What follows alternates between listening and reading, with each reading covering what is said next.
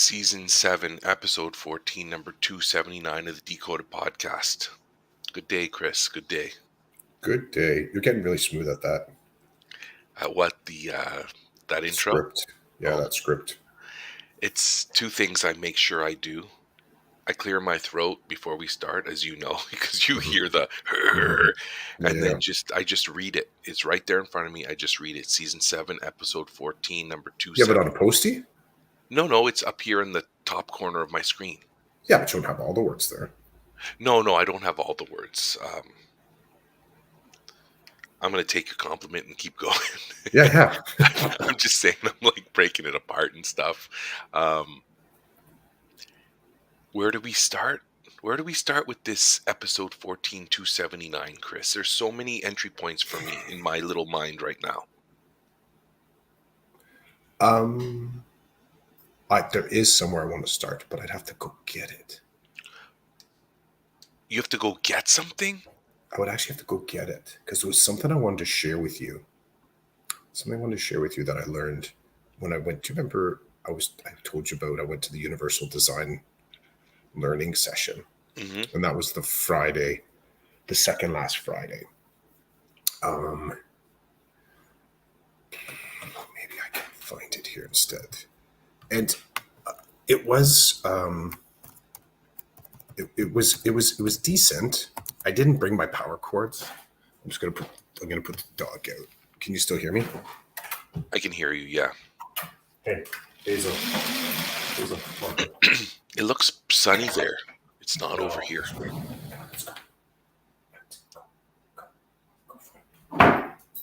here. I have to say, I've enjoyed how the Decoded Podcast kind of evolves. Like, do we know anybody else that does a podcast where they just live their life while they're podcasting?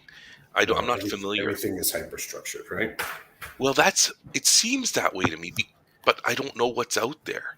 So the podcasts I listen to, it's actually hilarious. People have established a special space for them to do their podcast, and it's like they've designed a room just for that.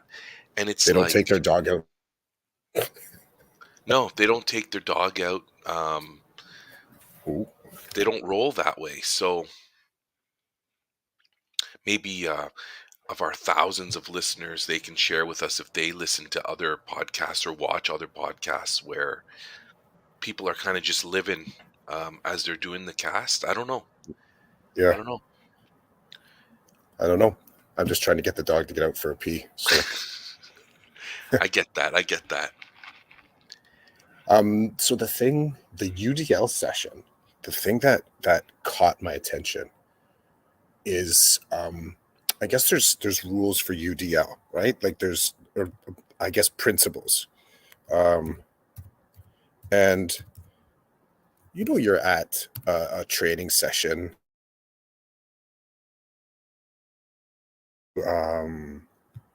You end up saying to yourself, see, these are not the right ones. You say to yourself, that's why I'm here. You just kind of get this aha moment, like, that's why I'm here. That's the thing. This whole 6 hours. This is why I attended. And I had a moment like that. And it was when they were talking about the different principles of UDL. And so the principles of universal design as related to like pedagogy in the classroom, there isn't it's a fairly short list, and it's based on this previous they call it the CAST design, and CAST is an acronym for I'm sure I can find it. But what was kind of funny was even in the session, someone said, "Why are you calling it the CAST design?" And the presenters were like, "I don't know." And so everyone had to well, you heard madly, everyone was Googling, what does CAST design stand for? Basically, I can't find but cast is a is a place. So it's just a design, universal design from a place. Center. Damn, I don't know. I can find everything is popping up other than that. So, anyways, but universal design, from my understanding, originally wasn't about pedagogy. It was a tool to apply for building design. Like, how do we? It was an accessibility approach. So how do we make buildings incredibly accessible? And so I became kind of obsessed with that. And I've always been the sort of like the sort that if you tell okay, so you tell me we're going to build literacy. I'm not going to bother with the tools that I'm being given from the school board. I'm going to go wide and say, okay, well, how do we build functional reading in other spaces? How do we sort of help kids decode and build fluencies in other spaces? And sometimes it isn't even about identifying what's good for kids. I kind of start looking like what's good for humans. And I kind of go really, really big and bring that back to thinking about the classroom. So I'm, in some ways like you, like I'll look at video games and say, okay, how can I use video games or take what's cool about video games and use it in the classroom? Okay, sculpture, cooking. Right now, I'm trying to figure out how to use Dungeons and Dragons with my kids for their language arts and storytelling. So I don't need to start with technical, pedagogical, siloed knowledge to start helping my kids. I like going wide, and I've always kind of been there. I gotta bump my dog or say, "Hey, go to the bathroom, go." She's like standing on the deck, but she's not going out on the grass. So I just want to get her out there. She gets to pee. I can go back in the house. Okay, she's checking out the grass. Does she not know what we're doing here? Come on, She does. Hazel. She does not understand what's at stake here. This is the Decoded podcast. Oh, while we're waiting for your dog to do her thing, yeah, nice backyard. I miss that structure though. See, there I'm we go. so sad. There we go. Oh, good, good. Copper squat. I'm so sad that your 1980s Epcot Center structure is gone. It hurts me. Oh, What did you call it? There was the geodesic. the climber. Yeah, It was one of those old school climbers that looked like it was it was spherical. yeah. Epcot Center. Yeah. Epcot Center. But dude, I made $200. So No, okay, you made $200. I don't. That's awesome. But I missed the structure in your backyard. You notice how you didn't say like, well, you could buy one, roll in, and put it in yours. No, no, uh, you missed the seeing of it. I missed the seeing of it and the nostalgia of knowing Clough's got one. If I ever, when I go over there, I could climb up on it for fun or whatever. There's truth in that. You actually could. It was that. I believe adult. it. It was adult. That particular shape, that shape, I've been told, is a incredibly strong shape.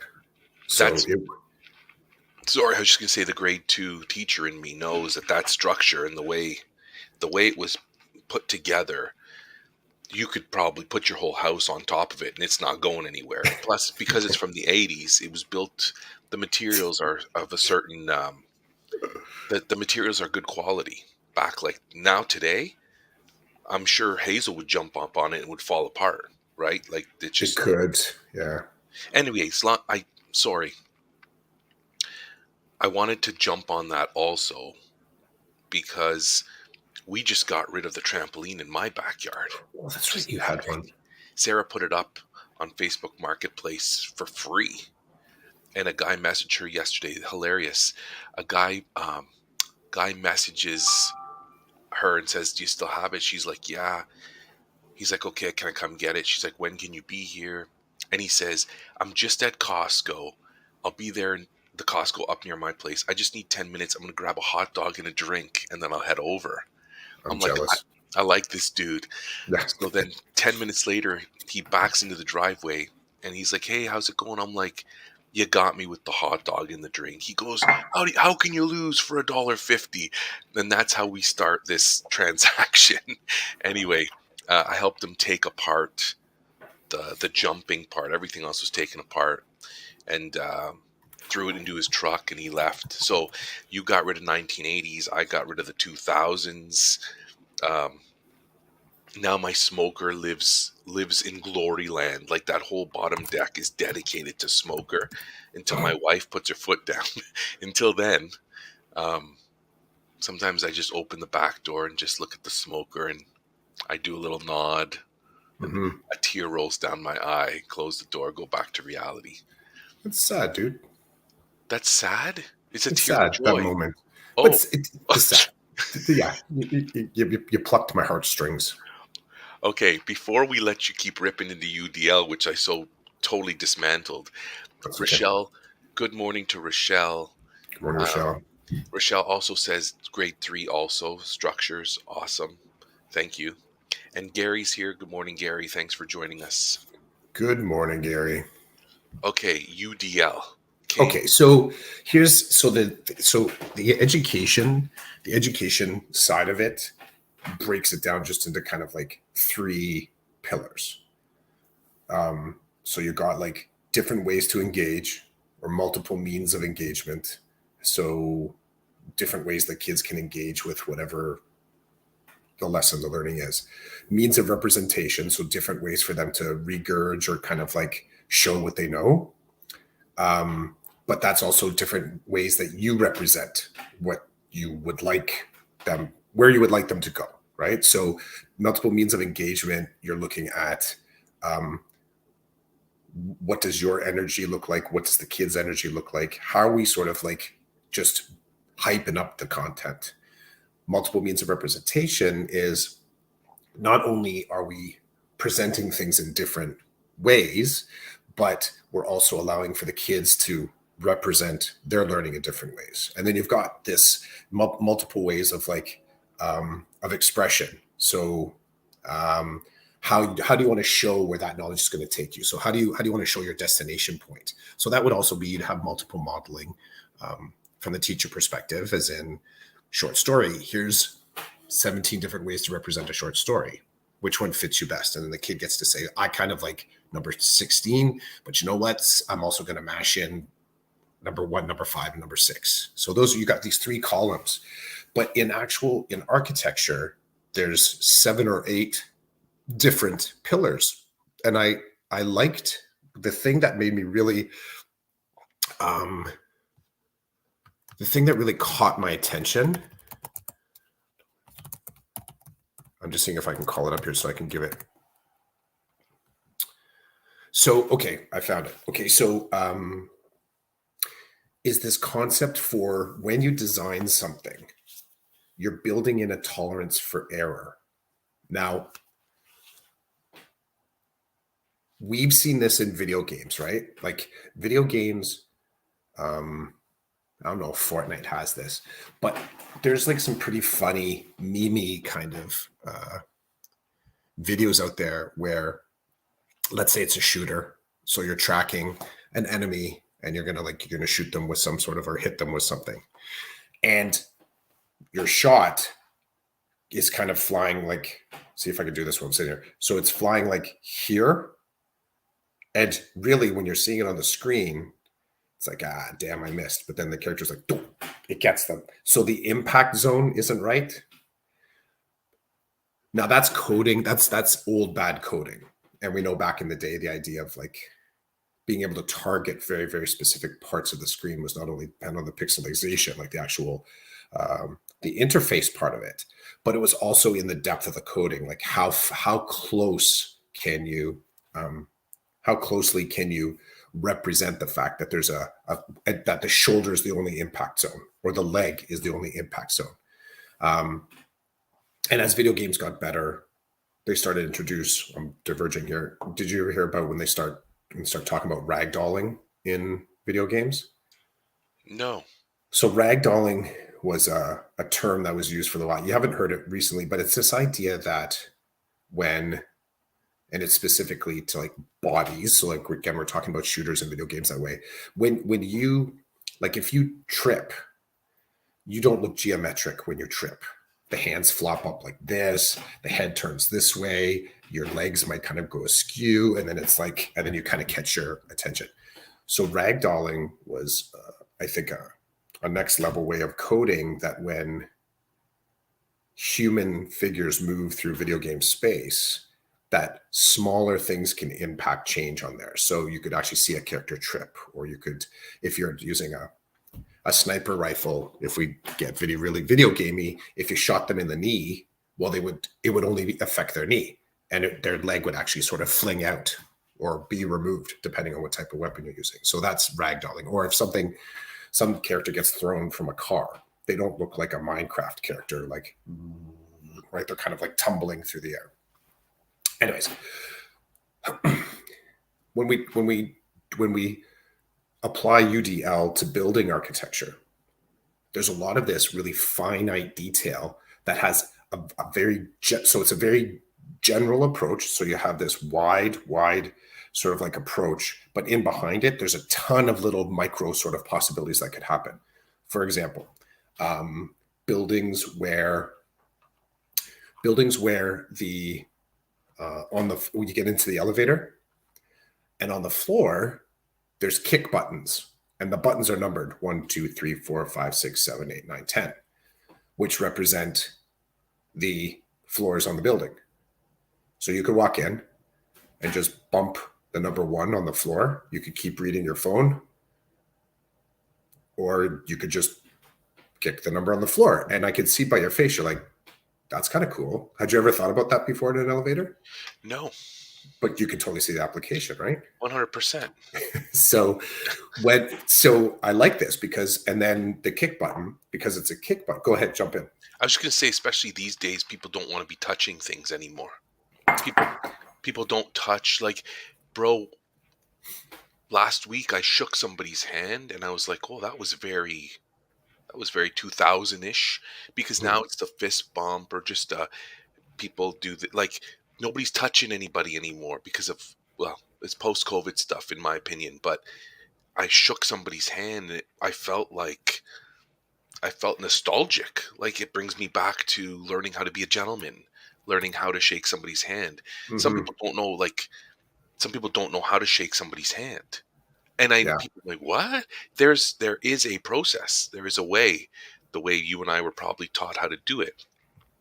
So using your feet, and, well, can we move right into, you could, once I'm cyborg, why can't I get on an elevator and just look at the number and zzz, and then I'm like, I'm good to go. But anyway, keep talking. But there's a reason. So that's a good idea. That's a good idea.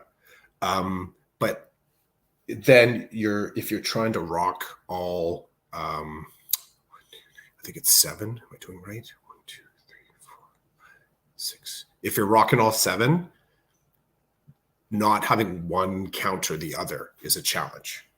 So, for example, cyborg, sure, but UDL, one of the rules of UDL, I shared the link with you there, is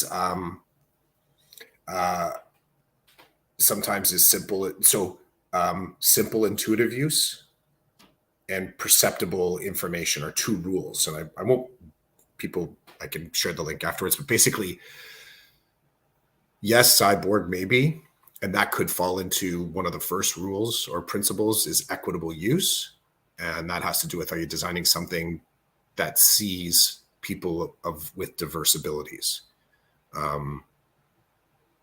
So sure, I would almost say that I think we need culture shift in order for us to understand that equitable use and flexibility in use, which is another element, applies to cyborgs, somebody that's augmented. However, I guess you could also argue that when we say cyborg, we're not being cheeky. We're saying flat out, like were you and I talking about this? If you have a cochlear implant, something that's meant to help with your hearing, you are a cyborg. You have a pacemaker, you are a cyborg. You have a knee or hip replacement, though it's not powered necessarily, I guess you are a cyborg. I don't know the definition, but let's say if you have any sort of inorganic augmentation, I guess that would be cyborgian. Here's the thing, though, that caught my attention, because here's the thing that caught my attention. I had a wondering, and then I found this.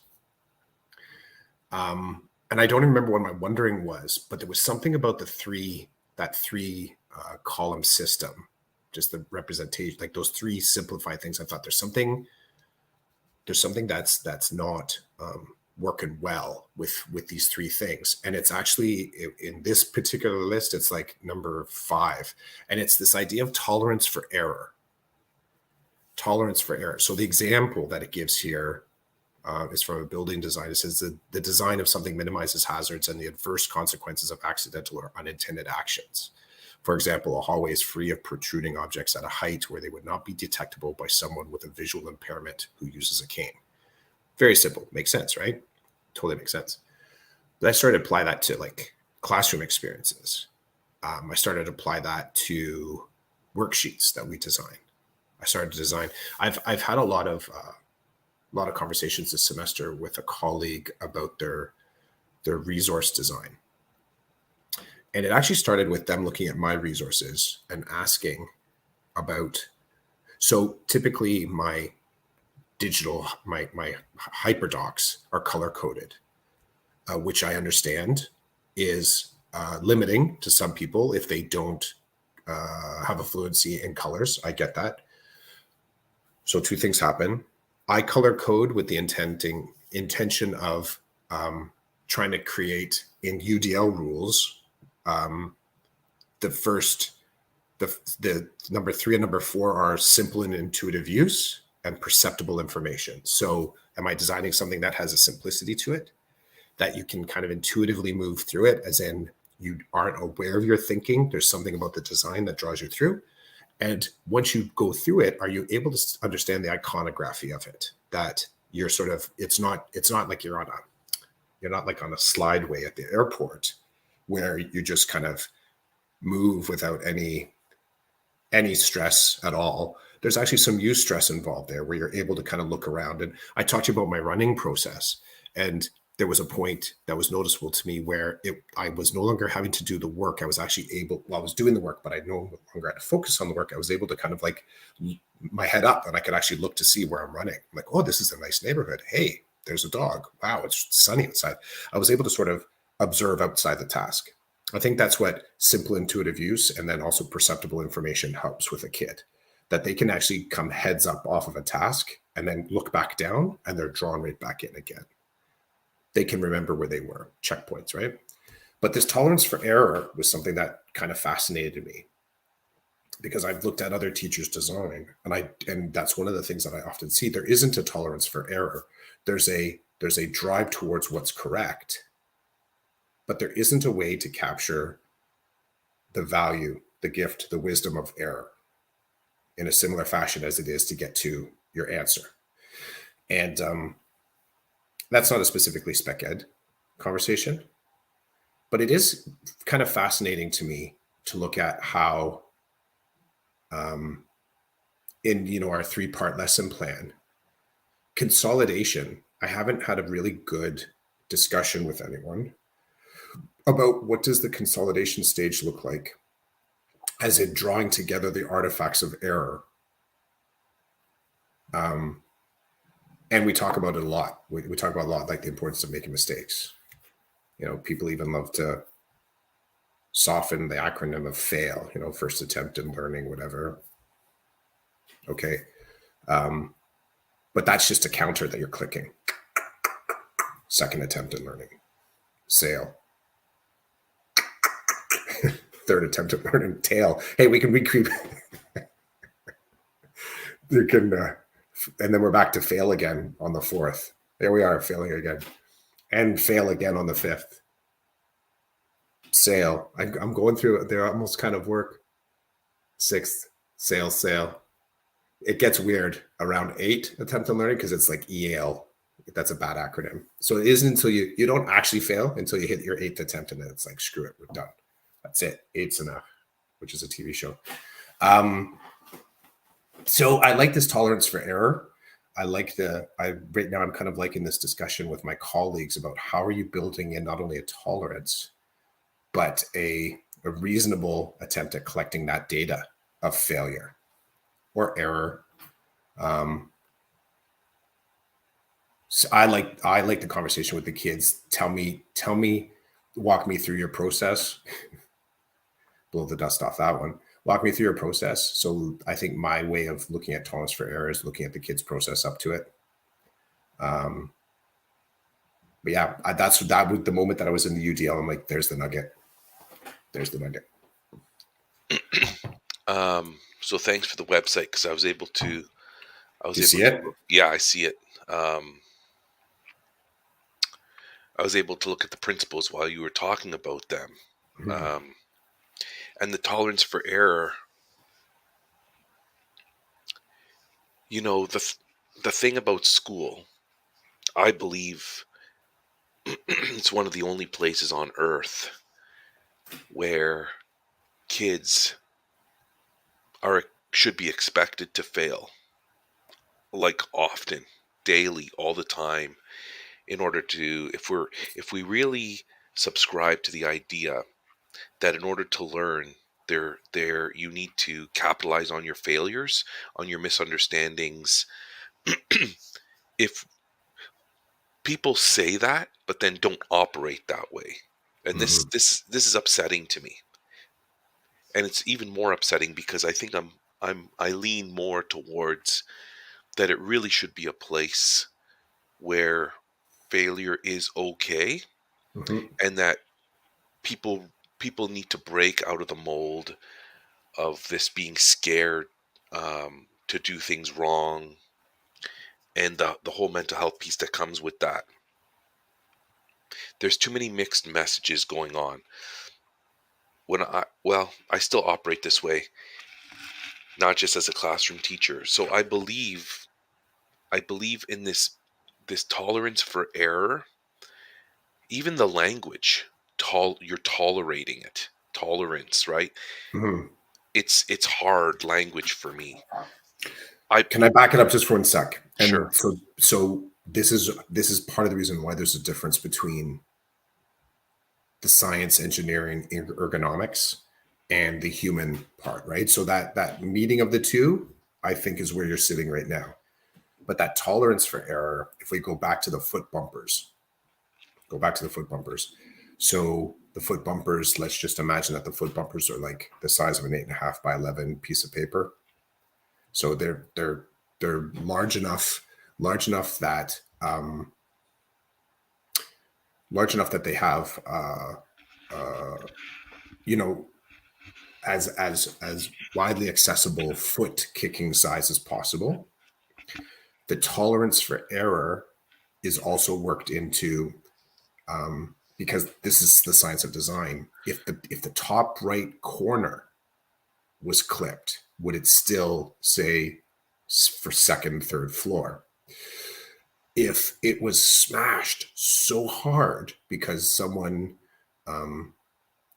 was, let's say, rolling into it with a wheelchair wheel instead of their foot, is it built in such a way that that won't actually break it and make the person stay in there? If someone kicked it, or this is a different way, is there enough space between the buttons that if someone were to kick the right side of it, so just the very right side of it, so it's between, let's say, second floor and first, second, third floor, so almost between, does the button have a way to either have a redundancy to say, looks like you kicked, the elevator can't tell if you kicked one or two, here's your second chance, is it one or two? So maybe both would light up and you'd have to go back and just kind of say, I got to make sure I kicked the first one because it isn't going to automatically take me to the second floor when I actually wanted whatever, the third floor. So when I get the tolerance, I bring it right down to almost like a scalpel edge and look kind of like at criteria without criteria based on the science of humans. And by sort of doing more work there, I can do better quantitative work and then observe what's the qualitative, the compassion. Does this actually make somebody happy? Like what's their emotional? Because there's another, one of the design. So we have universal design and then you have design elements. So design elements kind of come from the marketing world. And one of the design elements, like the first stage, is you have to gather empathy, as in what you want to design, understanding what the client wants. And if you do that, if you design understanding what they want, what they crave, what they're emotionally centered in, then and that's like, I think, either first or second step in just design elements. Besides having a concept, I think you have a concept and then flesh that concept out according to what you know your client needs. But you can't move past that until you understand what the client needs. So I think that those elements, as far as whether or not your universal design elements work, you can only get to the compassion once you observe humans interacting with your stuff. Like, it's really hard to get that data unless you say, okay, we messed up. The two buttons are too close to each other. We got to space out those buttons. So that's all I was thinking about that. Because I do agree with you. I do agree the word tolerance, you and I have done more than enough equity work to sort of recognize that tolerance is kind of cold. Like, it doesn't. Wait, I don't know if we like that anymore when it comes to equity. Yeah, you can hear my thing in the background. I'll shut up for a second. You talk. A couple of things.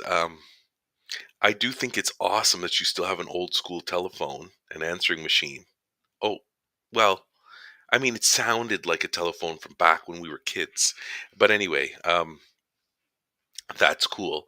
Who's calling you at 9 o'clock in the morning on a Saturday? Whoever it is needs a reset. That's all I got to say about that. I'm tolerating them right now. They shouldn't be calling you. They should be in bed or drinking coffee, watching cartoons. But anyway, okay, yeah. Let's get off the word. I'll ignore the language, the use of the word tolerance, but I understand where it comes from. I get all that.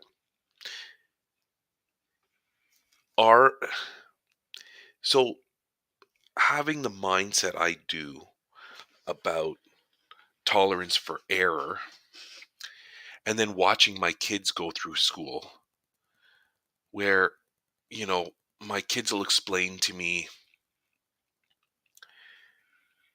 their task or whatever assignment they created and handed in, and then when they get feedback around their understanding of the concepts or their ability to meet the requirements of the assignment, they'll say this and then they'll show me this, and I'm like, I'm looking at it and I'm wondering what the teacher's wondering. Because to me sometimes there's no room for error. It's like it's black and white, and learning's not black and white. And I know in the system we work in, there are grades, right? And there judgments have to be made. I get all that. I guess I'm a teacher that leans more on the liberal side of grading, more on the liberal side of learning, meaning there's lots of room for error. And if I'm constantly telling people it's okay to make the mistakes, that's how you learn, then I shouldn't be hammering them with a black and white hammer at the end of a learning unit or a cycle of learning about a particular thing. It makes no sense to me. So in the formative world, I'm like, oh, it's fine. You made a mistake. Okay, what did you learn from this, or how did your understanding change now that you've made this error and we've talked about it? And then at the summative component, I'm standing there with a hammer and I'm ready to just smack everything that's not right. Like, to me, it doesn't work. It doesn't fit. Now, there are some of my kids' teachers, they've got the hammer the whole time. They've got the hammer at the diagnostic level. They've got the hammer at the formative stage and at the summative. And kids are just getting hammered. And then you've got like kids don't want to go to that class anymore. Um, Kids become scared to make mistakes because there's a hammer being like waving over their head at every stage of the learning process and the assessment process. I think I'm just talking to talk. Like, it that's not my approach. And I think it's because as a learner, I think I've embraced who I am as a learner. I know how I learn. I know how I lead. We've people have heard me talk about this all the time. I'm at a level of a self-awareness where I know I've got a lot of work to do, but I know I've done a lot of work to get to a point where I understand certain things about me and my philosophy and about learning and teaching and all that stuff. I just think that there's too many mixed signals, too many mixed messages. What is the purpose of school? You know, for some people, it's you go in, you collect information, you regurgitate it, somebody gives you a grade, and then you go on to the next thing. And you accumulate these grades, and then you use them to continue with your life path and learning. Then there's other approaches like mine where it's not you don't always have to give me a finished product for me to tell you whether you've been successful with what I thought you were supposed to learn, the goals and what you didn't get, right? Like I'm on one extreme. People want me to come more to the middle and I say no because the middle you'll start to lose nuance in the middle and then going to the other extreme. And it frustrates me as a human, it frustrates me as a father. I've said to both of my kids now, they'll say, okay, this is what happened here. I'm like, go back to the teacher and speak your mind. Go back and explain your position and see what they say. And if they say X, then they're going to hear from me. And if they say Y, then you got more to work with. And if they say Z, then like you know that you were successful in being able to explain yourself and get another opportunity to show your understanding, right? It's like my kids do, my both of them come to me all the time like, this is what happened here, I don't understand this. And then I tell them, well, you need to speak up and tell me how that works out. And if you get a really conservative response, then it's my turn to jump in. Your mom and I'll jump in because we can and we will. Now, having said all that, I'm going to take you back to grade 9. My son in grade 9. I'm not going to tell you the course because people listening might be able to decipher who the teacher is. My son, my grade 9 son does an assignment. He hands it in and then he gets the mark back and there's no rubric or anything to explain. There's no feedback. So we email the teacher and we're like, "Hey, um we see how he did here. Can you tell us like can you break this down for us and explain to us what worked and what didn't work?" The teacher never responded to our email. So then we sent a second email. Teacher wouldn't respond to the email.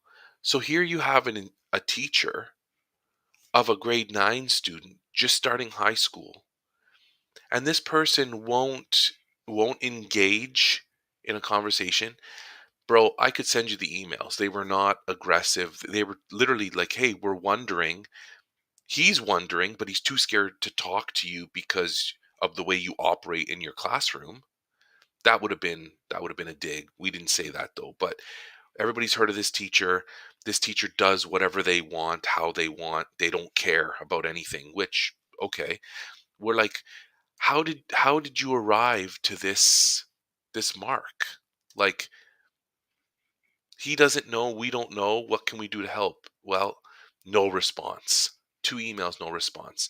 So my wife and I are like, what do we do? And I'm like, let it go. It's grade 9. He didn't do poorly. We've heard stories. Do we really want to start fighting 3 months into this school year at this new school? Like, if the answer is yes, let's go. But the answer was no. And now it's a great story. It's a great story. We've heard more about how that teacher operates in the classroom. Kids were scared, and it was an exploratory class. It was a class where the kids were to learn about different different industry, so to speak, different different worlds of a particular topic. This is less like a survey course, a place where you're supposed to leave the course thinking, I love this idea and I want to take more courses in this. Kids are leaving the course saying, oh God, I hope I never have to do another one of those courses again because that was a disaster. I tell that story because that person was not operating, in my opinion, with any type of error in mind. They were like, "This is what I want. This is what you're gonna do, and if you don't, I'm not even gonna tell you how I'm marking you. I'm just gonna give you a mark." This is the conversation that I'm in, and I think that are Rochelle and Gary out there still? They still hanging? Yes, they are. Rochelle So actually dropped a good comment about, and she's talking about me and my wife, but for sure, you and your wife can offer the same yeah, opinion because both of you are navigating with yeah. your kids as well, and your wife is an administrator, so My that's an wife is added layer onto all that. yeah, yeah. Rochelle, I'll tell you, yeah, my wife is a VP. So and I'll go one layer deeper is that as of next year, Rochelle, my kids, both of my kids will be and I will all be at the same high school. So there's some we can do offline support systems, but I love. I'm going to quote paraphrase Pam Agua, a friend of mine, and she's in my board, maybe not my board anymore. I think she's at another board. She's an administrator when we met when we were teachers, but her kids are in our system. And she said she will use both hats when she's advocating for her kids. Compassion covers the whole spread. Compassion, understanding, calmness, if possible. But she um, never ever made any, what's the word? Um, gave any sort of like quarter to educators because in so much as she was always the parent, she was always the teacher, and she was always the educator. So the I think part of it is that I don't know what triggers you into I like we all have different confrontation sensors. Mine is set like uh, hypo, I'm hyposensitive for confrontation because I love it. Like I go into it and people will actually say, sorry, I will be in a conversation and people will say to me that I'm being confrontational. I'm like, no, I'm just having a conversation. But from their perspective, it's confrontational. So I got issues. I do have issues. But I'll just say, I think everyone's dial is set differently on confrontation. That's a personal sort of checklist that you follow. You just figure out, am I being an asshole right now, or am I actually being a good human in this conversation? And depending on your passion factor, defending your kids, your own children, can activate the a-hole factor a lot faster, where you're just intolerant, let's say, or edgy or aggressive, right? Um, so I think advocating and actioning things for your own children, I don't see it as I don't I see no problems there. I just go into it and I make sure that whoever I'm talking to understands that I'm in the education system. I make sure that they at least understand. They don't have to accept, but they have to understand that my experience in education is very different than theirs, as do I theirs. Um, I'll throw as much respect as I can onto the data that they're presenting to me, and then I'll offer my best alternative view. And um, I find like that and that constant work of just building those relationships tends to has been better for me and my kids than this dropping in suddenly on a hot topic and hoping to be able to kind of like put that fire out in one sitting. You never can. you're either constantly having sits so that you're all good with the conversation, or you drop in, like a smoke ranger, or like one of those, like the fire. What did Goggins train in? He was like a smoke jumper. You either jump in as a smoke jumper and you just, sit in that fire for an hour meeting and come out feeling like, God, the fire's so much bigger. I just jumped into one small part of it. Or you sort of just accept the relationship has to be long term in order to work this out. So that was never an issue. There was a time when, because Karen came into, how did this work? Because we did have a conversation about this back in the day. So Karen came in education first, but we didn't have kids until there used to be discussions around who was going to go to it, and we would actually talk about it from who had a better relationship either with the school or with the teacher, and we would trade out that way for sure. Back to the UDL, everything that you said. Oh, here was the question I was going to put to Gary and Rochelle. I think I'm done with big picture agendas. I think for the last, I'm going to start cycling back to small picture agendas.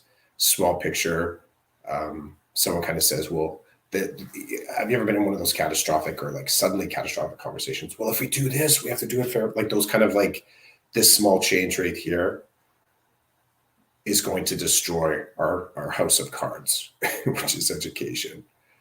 I think I'm done with my tolerance for existing in those types of conversations is officially done. So instead, I'm going to make sure that I'm just saying in this is one small moment, one small thing to think about with this very small worksheet, that in the grand scheme of things, this one worksheet is going to be inconsequential come the end of this kid's relationship with school. But right now, if you just stopped using Comic Sans or calligraphic fonts, this child would be able to read it. And then I give that to them like, go. Now you can decide if you want to make the change.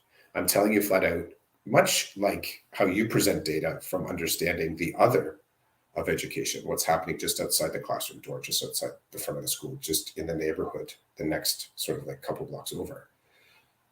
Because last week we talked about this. You can present the information to someone. Their ability to relate to it, I think, is entirely connected with their lived experience through school so far, right? Like if they've only ever operated as in school is my classroom, it's really hard for them to see school is the next neighborhood over.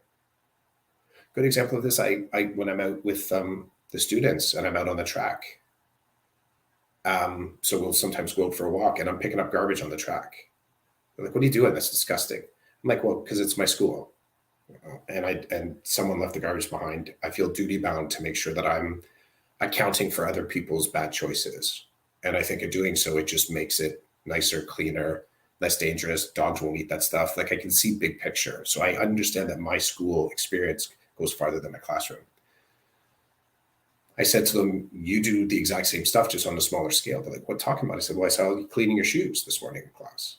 You went and took 14 of my tissues from the front and you wanted to use hand sanitizer. I said, don't use hand sanitizer. It's going to strip your shoes. Just use water. And you did. You cleaned your shoes. Why'd you do that? I don't want it to look bad.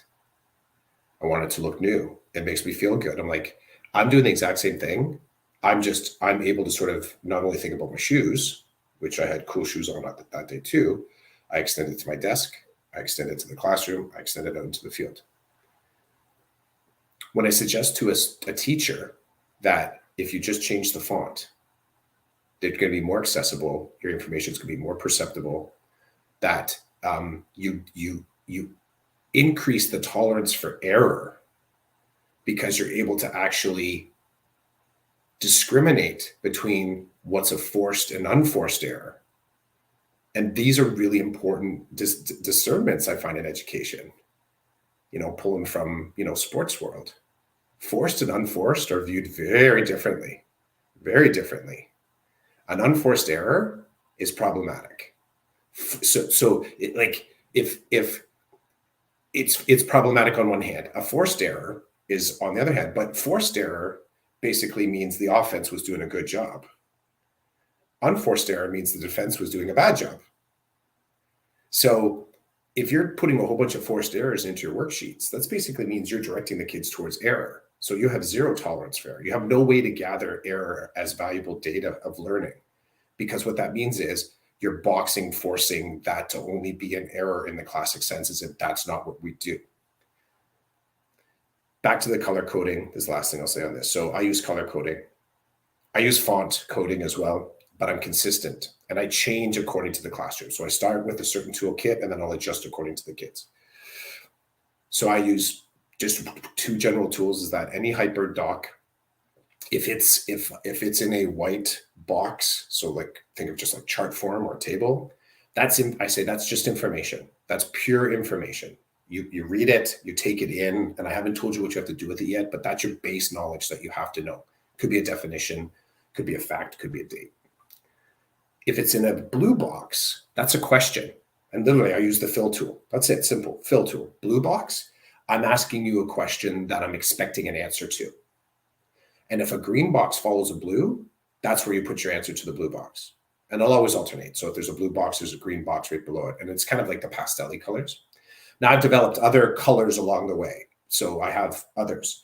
That hot pink fuchsia, that's a think a minute box. So there could be a question, could be an idea in there, but I tell them flat out, I just want you to think about this and think about this only. And the kids are like, what do you mean? For some kids, just keep reading the question over and over and over again. Just keep reading it over and over and over again. And then we'll talk about what happened. And I said, for you, maybe you need to read it once and then just kind of sit back and consider what's your connection to you, connection to something you experienced before.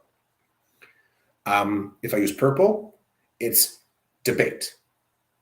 So you don't have to write anything down. This is debate.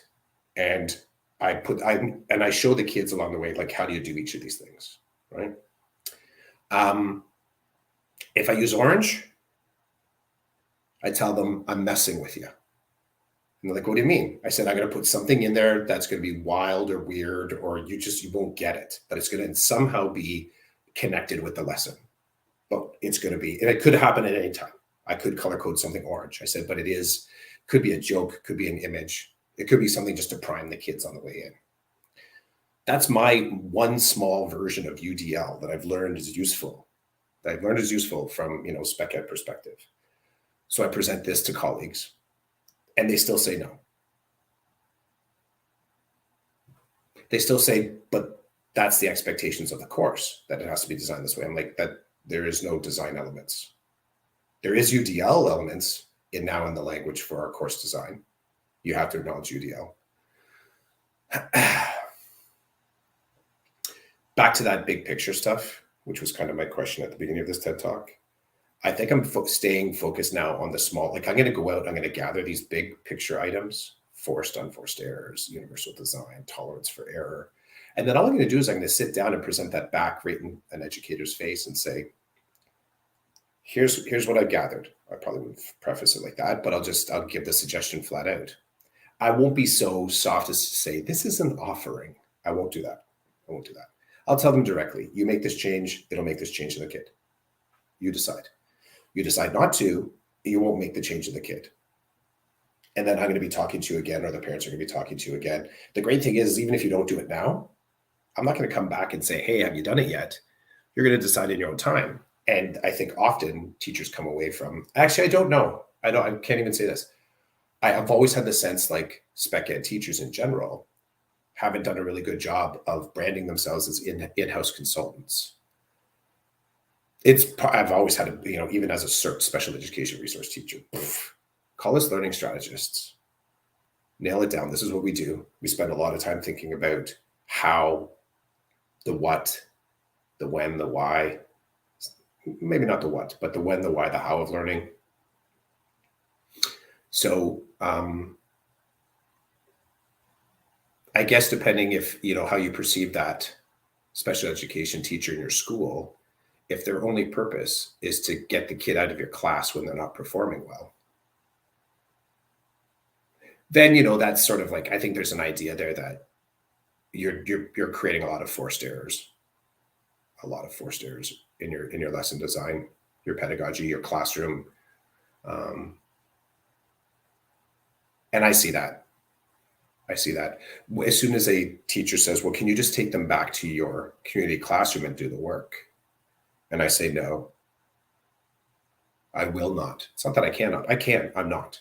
They're going to stay here. They're going to stay here.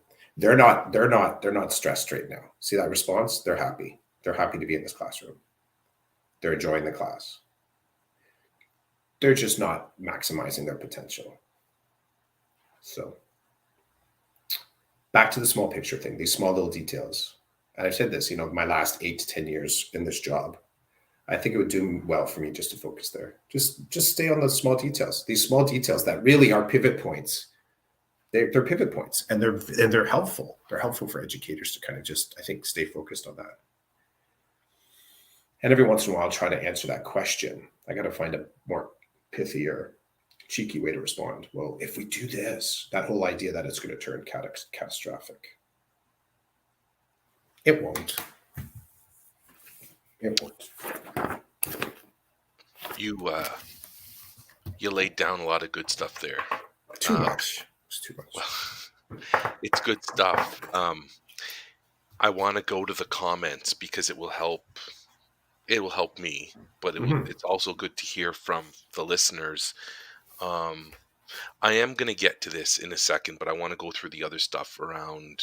Rochelle's just saying, I made a comment. Yeah, no problem. Happy to talk to her about navigating being a teacher in the system that your kids are in. And you answered the question. It used to be trickier than it is. It's not tricky anymore, but I do have a couple Well, things. maybe for us. Oh, Maybe for us, yeah. well, what I mean by that is, so it's easy for me to say it's not tricky, but there's layers of emotion and situation that you have to find your comfort level, and you have to know some things about yourself, and you have to know some of the consequences that come from advocating for your children. Um, it's what's the thing? It's simple, but it's not easy, or something like that. Like there's a black and white answer, but living it's a whole different thing. Yeah. But Rochelle says that her admin had the experience from a staff member complaining about the type of font being used in a staff communication. That's huge, right? Because I know some people that love to use these crazy new fonty type stuff that nobody can read. And everybody tries to be polite.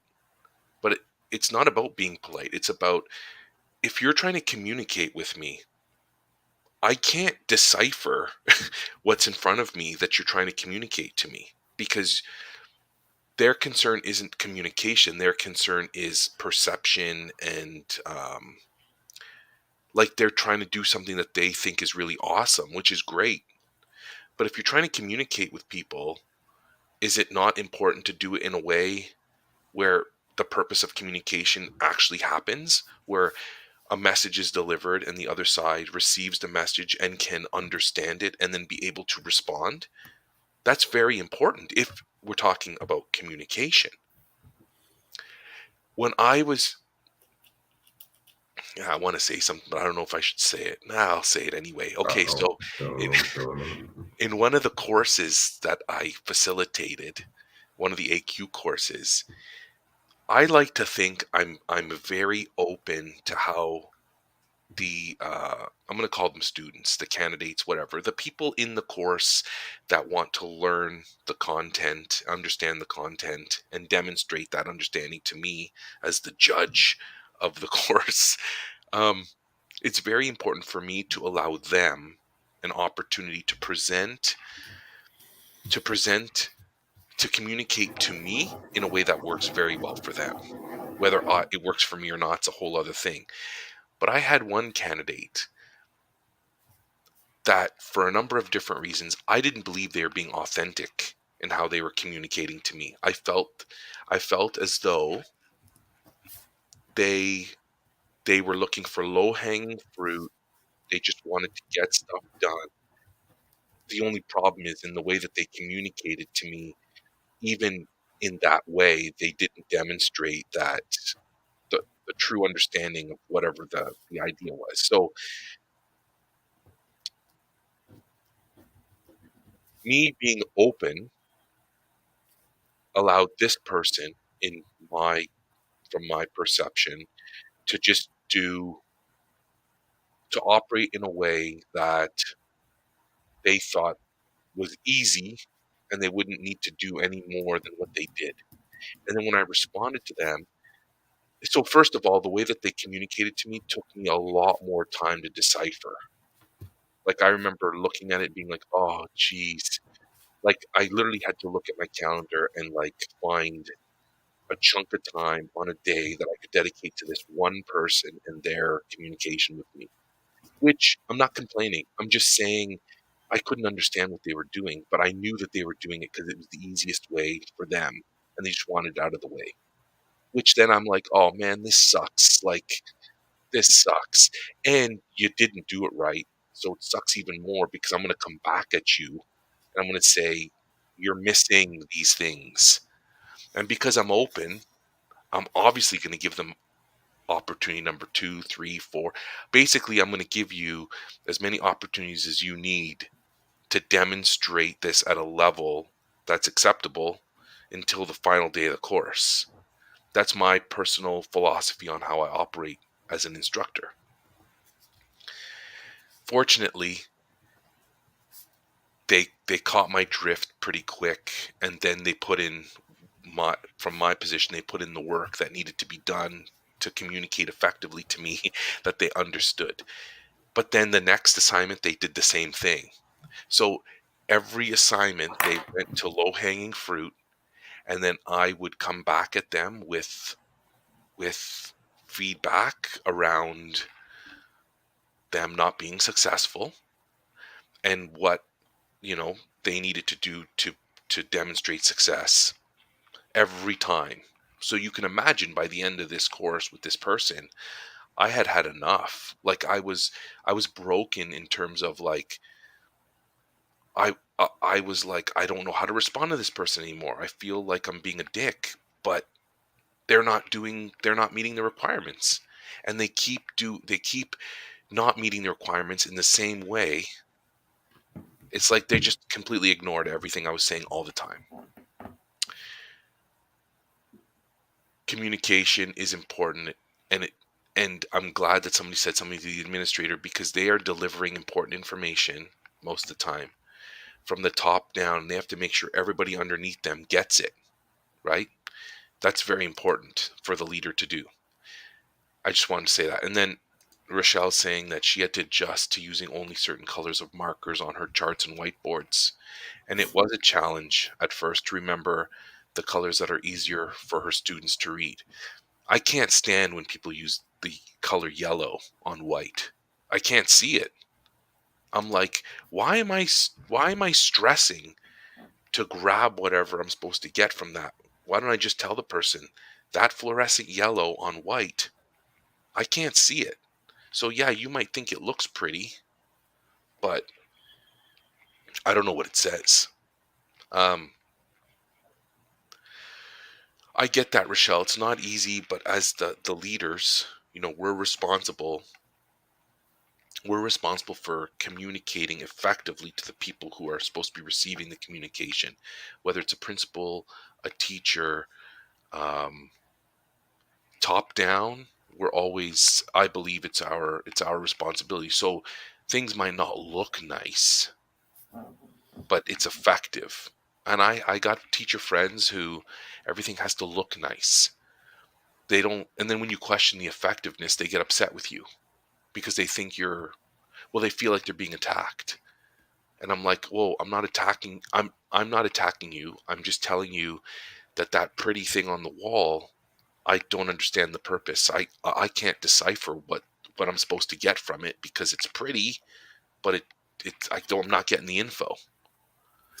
It speaks to the just that power of how naturally we front load aesthetics and preference as educators, right? You go into, I've gone into classrooms and there's I can remember having this moment going into a conversation for one of my kids about distraction, and they're not focusing in class, and I go into the classroom, I'm like, my God, like there's just stuff everywhere. There's everywhere. So the idea of like even like room design. I love the book The Third Teacher. It's a great book. Talks about elements of design.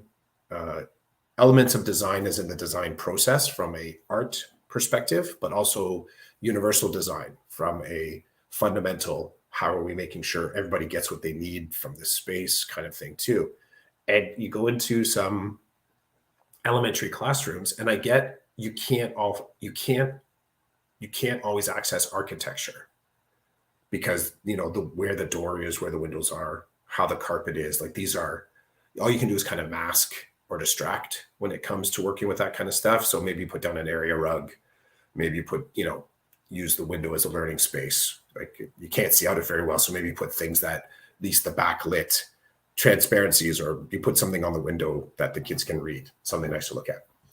But then there's other choices where, how you adorn the room with the work of the kids, or as you said, like the font, the coloring, the posters. Um, Preference and aesthetics are low hanging fruit, I think, in educational design. I mean, that's often the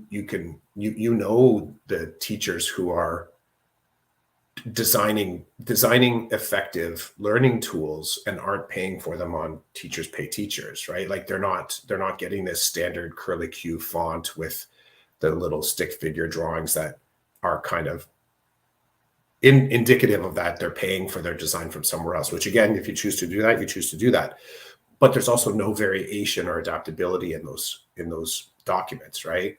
And it's kind of like grabbing a burger from McDonald's anywhere in North America. It's going to taste relatively the same if you're getting that hamburger, at least let's say through Canada, the United States. So, the expectation that because you're buying your curriculum or curriculum design from a franchise, that it is immutable and shouldn't be changed is problematic. But that's because I think people really do lean on aesthetics and preference.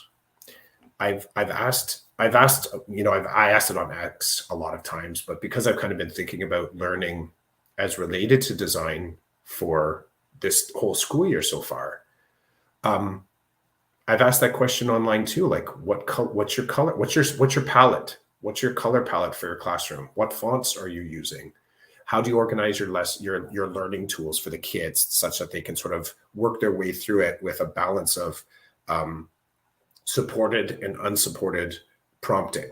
Like how you sort of work in that, and really come down to, the wall that I tend to run into is that people don't give it a lot of thought. They don't. What do you mean different fonts? I just use the default. Okay. And that's cool. And again, this is a very small table to sit at, but it has some really interesting implications if you find the time to consider it. I know there are people that just they don't have the time to consider that. They haven't developed a system that works. They haven't test driven, when I use bold versus like the utility of bolding something just because it's a title is then communicated throughout a document if you're bolding keywords along the way, right? So you can actually have some pretty confused communication tools all in the same document that the kids won't even be aware that these are that from their perspective, it's an unforced error. It's not their fault. They can't decode it, or they're decoding it in the wrong direction. From the teacher perspective, that's a forced error because you actually you're choosing to do that. You're actually creating a context where it is wrong, at least in some circumstances. So the small table that I'll be sitting at probably for the next little while, and I'm at a new school as well. So I think I've mentioned there are still teachers at my school that are not comfortable with using Google Read Write. That's a 10-year-old tool. It's a 10-year-old tool. So I guess for some people, I guess I'm always going to find people for which the thing that I'm talking about, that the flaw would be in the assumption that everyone's in the same space. And that's on me. When I was at the UDL session, they were presenting things about Google Read and Write as a universal design tool, or a tool that enhances universal access. And I thought to myself, that's where I was like, oh, I hope the lunch is good, because this is not the direction I need to go right now. And then I started to kind of like take in the conceptual framework of it. And that's why I kind of jumped off. I'm like, okay, I'm going to look at this from a different perspective, because I want to get something. I want to make some cohesive connections here. Yeah, I only have an ellipses on the end of that thought. I don't have a clear ending on it. Rochelle says that's a great idea. Thanks, Chris. She's going to consider what she can put on her tiny windows as a teaching tool.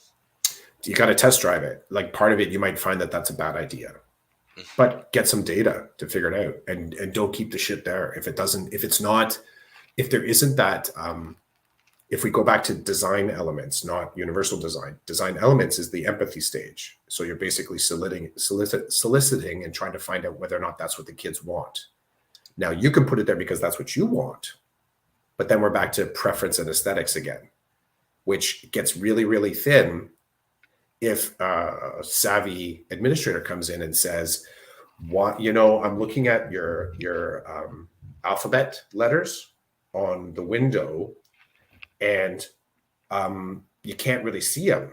You can't really see it because there's so much backlight through the window that your cardboard cutouts only work when the room is brighter than the outside. But when the outside's brighter than the room, they look dark." Now, that's a photography thing that happens all the time, right? If you have backlighting, sometimes it makes the person's face look really, really dark on the photo. So you got to make sure you have the light coming towards the actual item.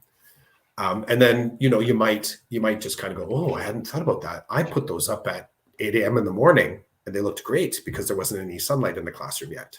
But you're right, by 3 o'clock, you can't even see those letters anymore. That's when I do my literacy block. So again, these really they're cool conversations to get into. I think the awareness is the first step. And Rochelle, I'll say, I highly recommend, if you can find a copy of The Third Teacher, Bruce Mao, who's a big time designer, worked together with a bunch of really cool people to put it together. It's a fantastic book, The Third Teacher. Get you thinking differently about classroom design and the impact of actually using your room, the physical space, as a co-teacher with you. And it's not as so simple as saying just let the kids decide. I will say that, because kids will start with preference and aesthetics as well. They won't know exactly the why. And in some cases, they won't say the why, because if they say the why, then they're going to have the thing taken away from them.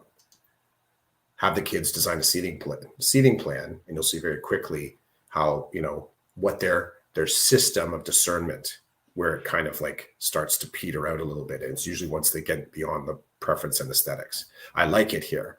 I want to just be by my friend. But the science part takes you into, am I calmer? Can I see the board better? Am I producing more work? Do I have less learning fatigue? Like these others kind of like really kind of teachery kind of things to figure out.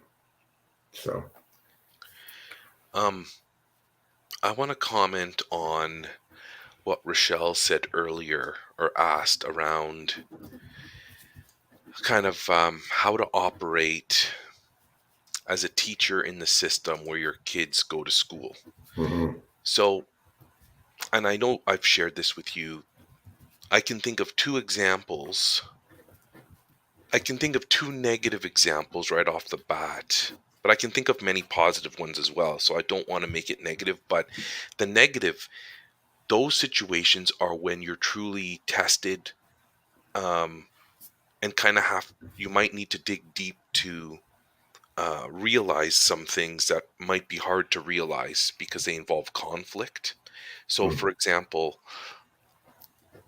one of the things that lives in my mind now is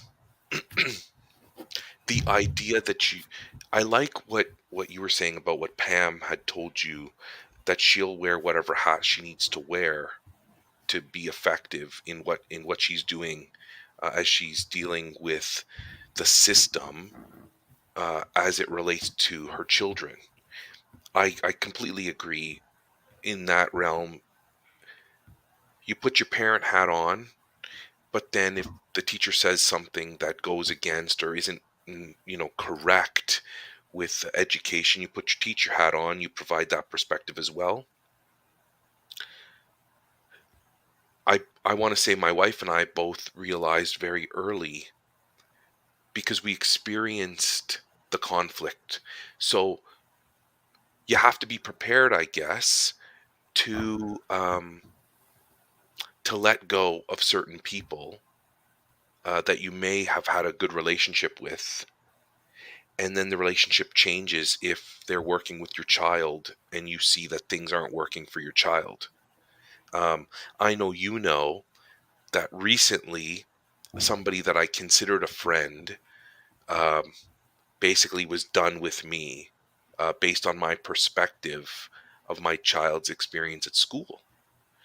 And fortunately, I'm in a great place with that, and I was like, see you later then, if that's the case.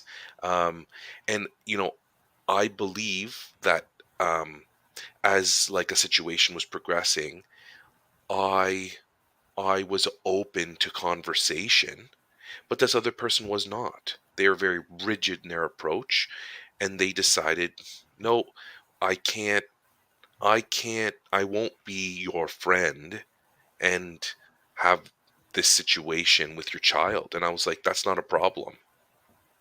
Take care. I'm good.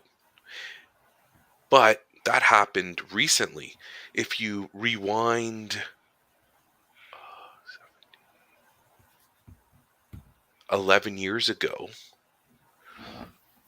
situation with my child in a classroom where, the teacher, there are layers, right? I knew Both my wife and I knew this teacher way before we had kids.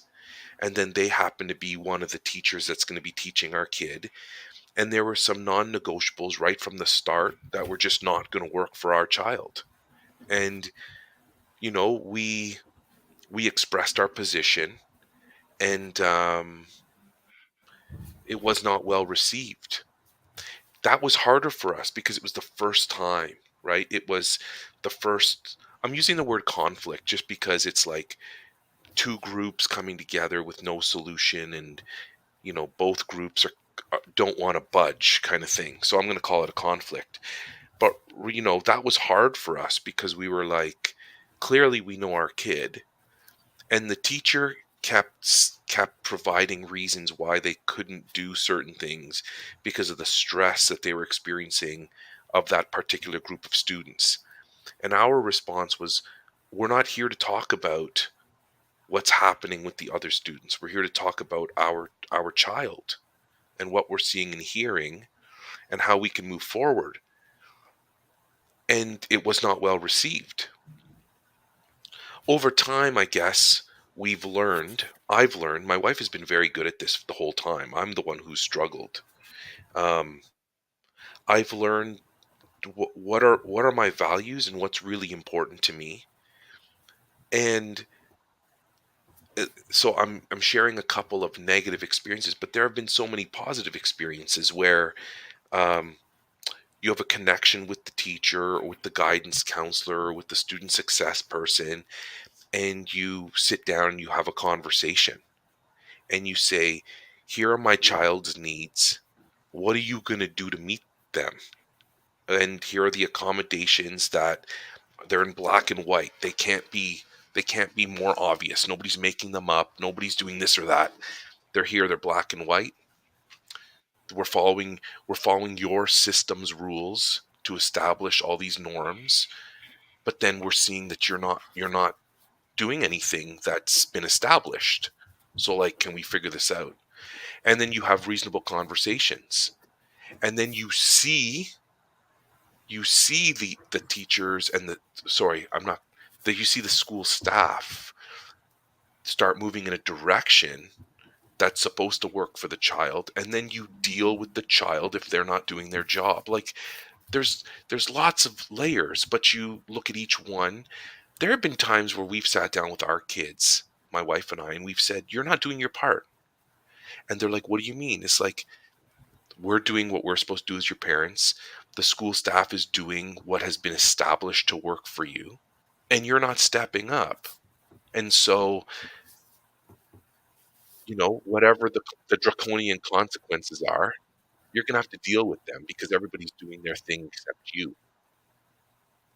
We've had those conversations with our kids because it's important that they realize that they're part of this process, right? Even though I've said here many times, I'll step up and I'll approach whoever and talk to whoever. And if they take it in an aggressive manner or whatever, fine. Take it however you want to take it. We have a situation in front of us. I'm willing to listen.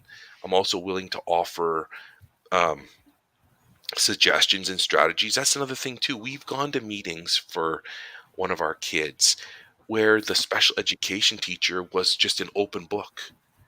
I remember this one spec ed teacher said, "Just tell me what works and let's implement it." And we were like, "This is awesome." What was awesome was not that he was open to what we had.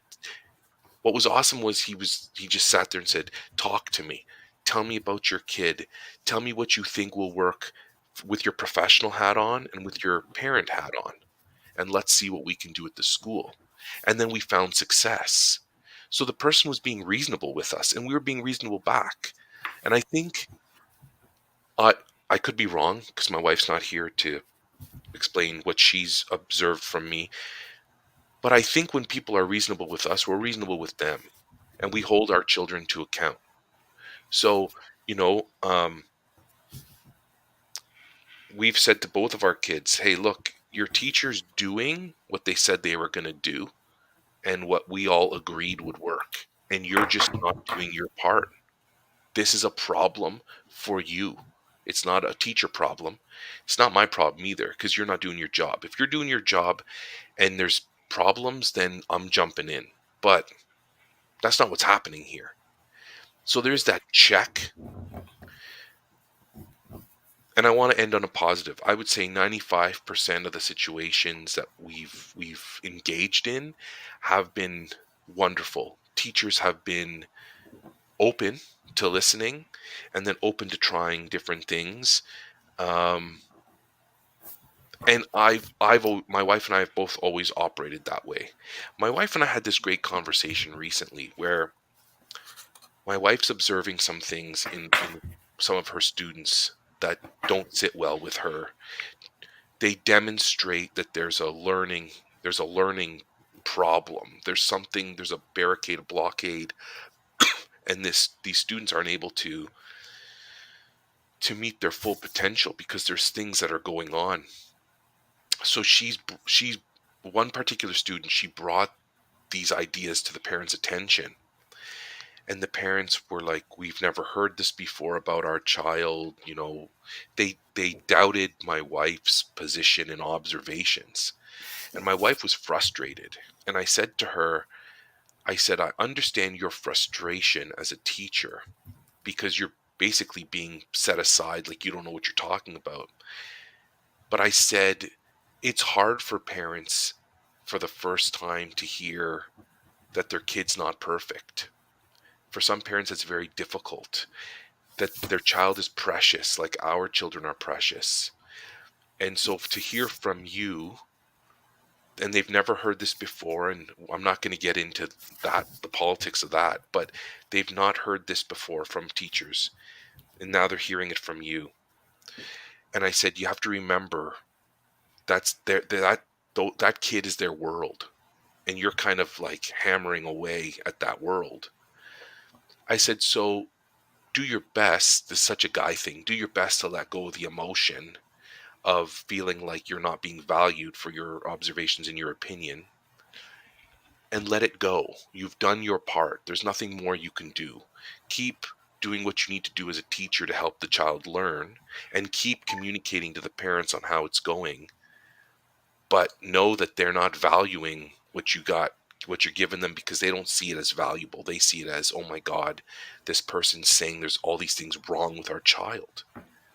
Fast forward months later, my wife hears back from one of the parents of this kid and is basically saying, we've taken our kid, we've gotten the opinion of 2 or 3 other people that work with our kid in different environments. And guess what? They've reported to us that their observations are exactly what your observations are. And all of a sudden now, you had my wife who hit them over the head with a hammer that they didn't see coming. That's how they perceived it. But now they've got other authority figures in different contexts saying, I've noticed that your child is operating in this way. Maybe there's something blocking the learning because we're doing these things and nothing's working, and this is what your child, this is what we're observing. Something's wrong.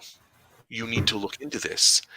And they came back and they said to my wife, hey, we're really sorry that we kind of didn't listen to you at first. We've never heard it before. Now we're hearing it from people, different people. And I said to my wife, you were the first one. Some parents, in my experience, it's minimal to have parents say, oh my God, thank you so much for this. We're going to look into it. Usually it's defensive. How dare you say this about my child? It's like, whoa, I'm just trying to tell you what I'm seeing these things, and based on 20 years of being in a classroom with umpteen amounts of kids and being with them all day long every single day, I see things. And I'm telling you what I'm seeing, it's abnormal. It's not helping, it's hurting. We need to look into this. That's where I'm coming. I'm not coming from a place of I don't like your kid. I'm coming from experience, observation, understanding, right? You got to know as a parent where you stand. Some parents are flip-floppy. I don't feel like I'm flip-floppy anymore. And it leads to bad situations with colleagues. And in some cases it leads to broken friendships. The way I see it is, I guess it was never really a strong friendship in the first place because they're not willing to listen, or I'm not willing to listen.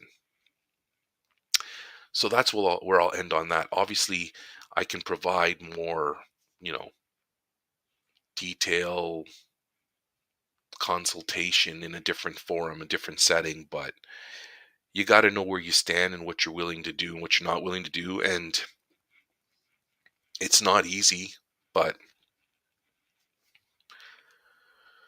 you got to know what you value. You got to know what's important to you and then go from there. So I wish you well on your journey, but you will run into, I remember before, before my son went into high school, one of my principals said to me, just know high school is a different battle. You're going to have different teachers, and you're going to have some teachers that are going to be horrible. They're going to be horrible. They're just there to deliver the content and nothing else. And it's going to be tough to navigate those teachers. And I remember listening to this person who I respected very much and who was always really positive say that. And I was like, this is weird. You never talk like that. He's like, wait until high school starts. And as I said, in grade 9, my son had a teacher that was just like, I mark stuff and I'm not going to tell you how I did it and why I did it this way. And I don't care about what you want to know and what your wonderings are. Your kid's in my course and this is the way it's going to go.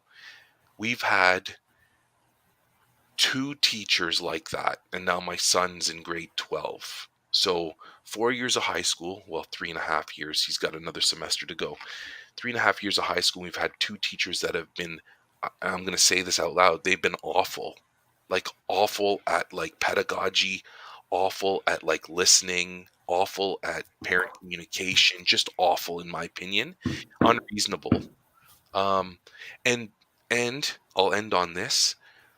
When we talk to other people about it to kind of check ourselves, we're like, hey, we talked to this person, they were really like aggressive or whatever. The response is, oh yeah, that's just how they are. They're known. What you're telling me is not the first time I've heard this from a parent. this is how they roll. I'm like, oh my God, that's how they operate? I'm like, how do I get my kid out of this class? You don't, unless you want to lose the credit. And we're like, no, we don't want to go there. So there have been classes where we've said to our son, just finish the course. And he's like, Mhm. but what about? And I'm proud to say this, he's been on the honor roll every single year of high school. So even with classes where he's finished with a very low average, he still had a strong enough average Mhm. to be over 80%. I tell my kid, that's a huge deal, bro. Like, keep working. But these couple of courses, we were like, oh my God, okay, get the assignments done. Let's just get in and get out of this course. And he just stares at us like, you're giving me permission? We're like, do you see what's happening here? This teacher's not going to change. They don't care what your accommodations are. They don't care. We had one teacher who clearly was operating in a way that went against all my son's accommodations and basically said, I don't care. Why is your son in this course? This is how the course is. I'm not changing anything. And they said that out loud, like in an email.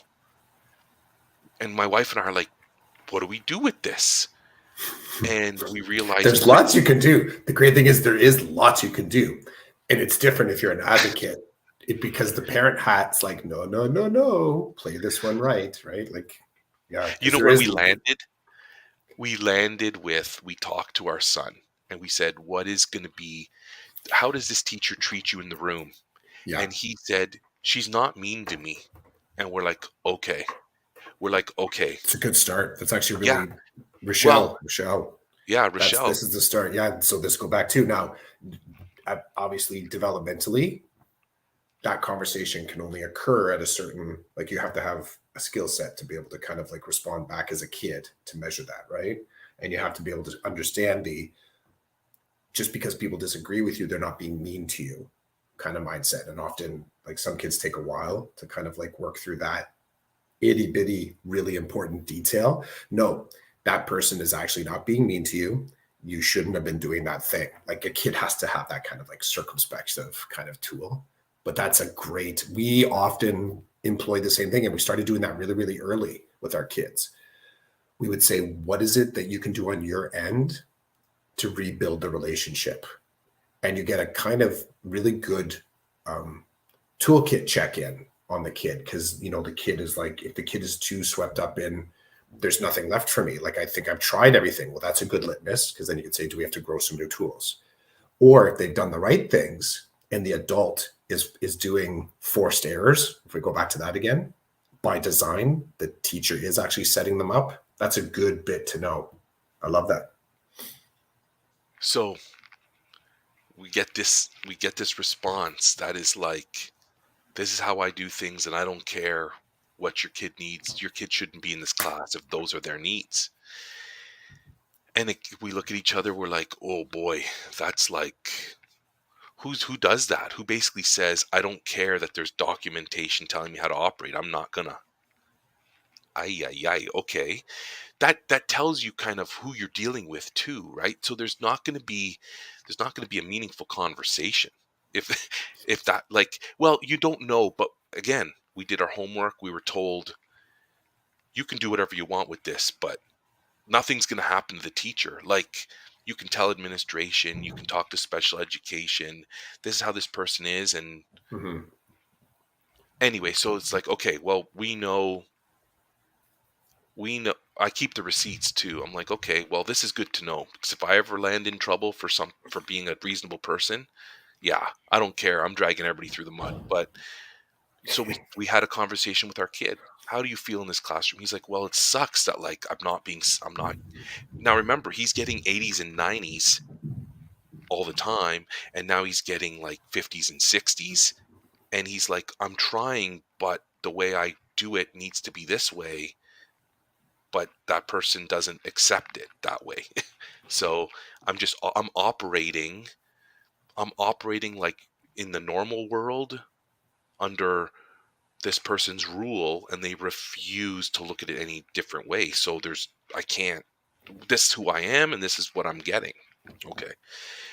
Is this the teacher mean to you? No, the teacher's not mean to me. The teacher treats me nicely, and the teacher jokes with me. Um, so could you try basically not to can you try mom and dad to make it so that they don't hate me?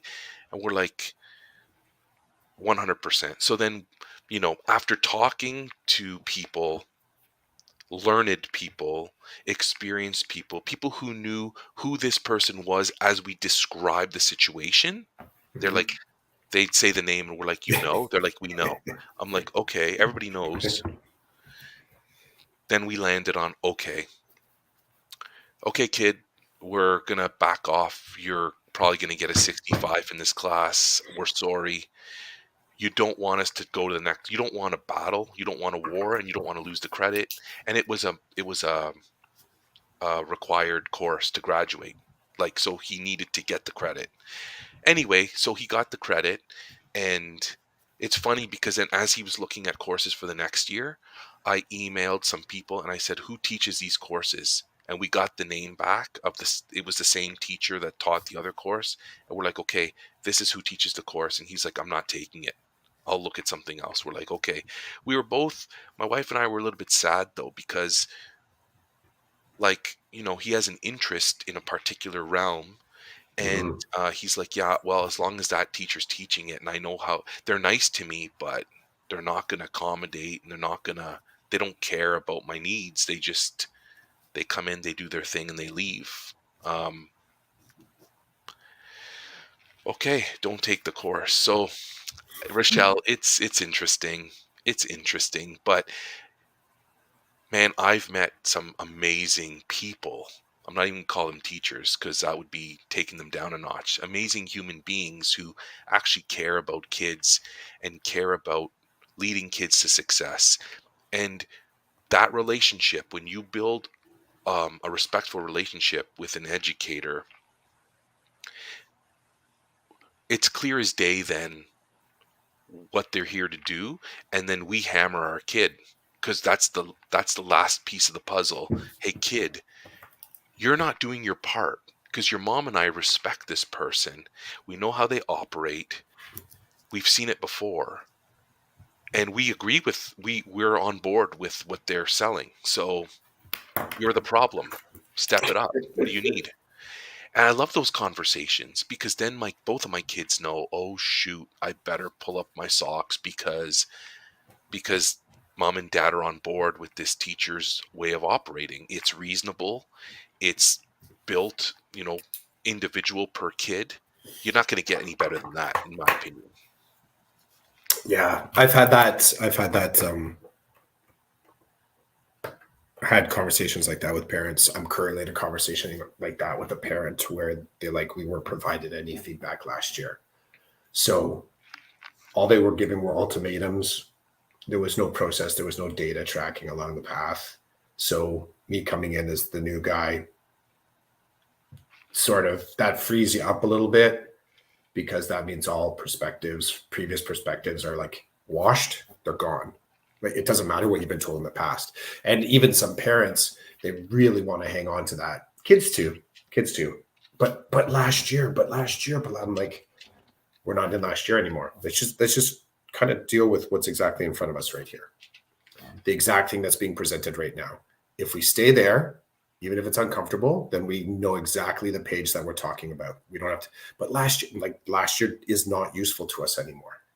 Because if we're really staying in tune with the behavior, the performance, the productivity, the wellness, the happiness of your kid in front of us right now, then we only need to make decisions to sort of like, play with that. That's all we have to do. We don't have to do last year. And the parents are still, they're more open. They're more open to what's right in front.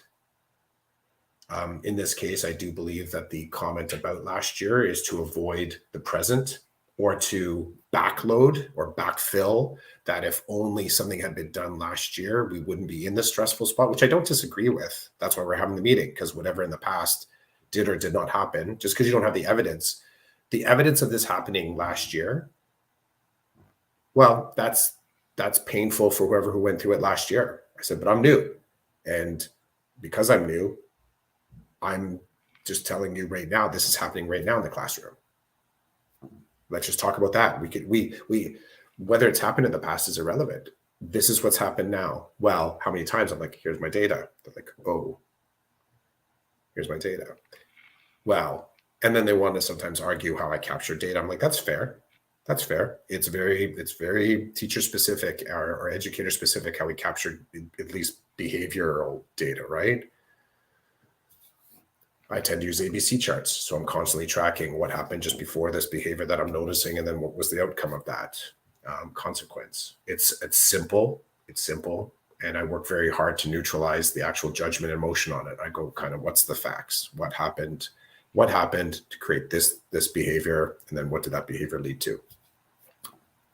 My personal perspective, that's not my preferred behavior of a kid in the class.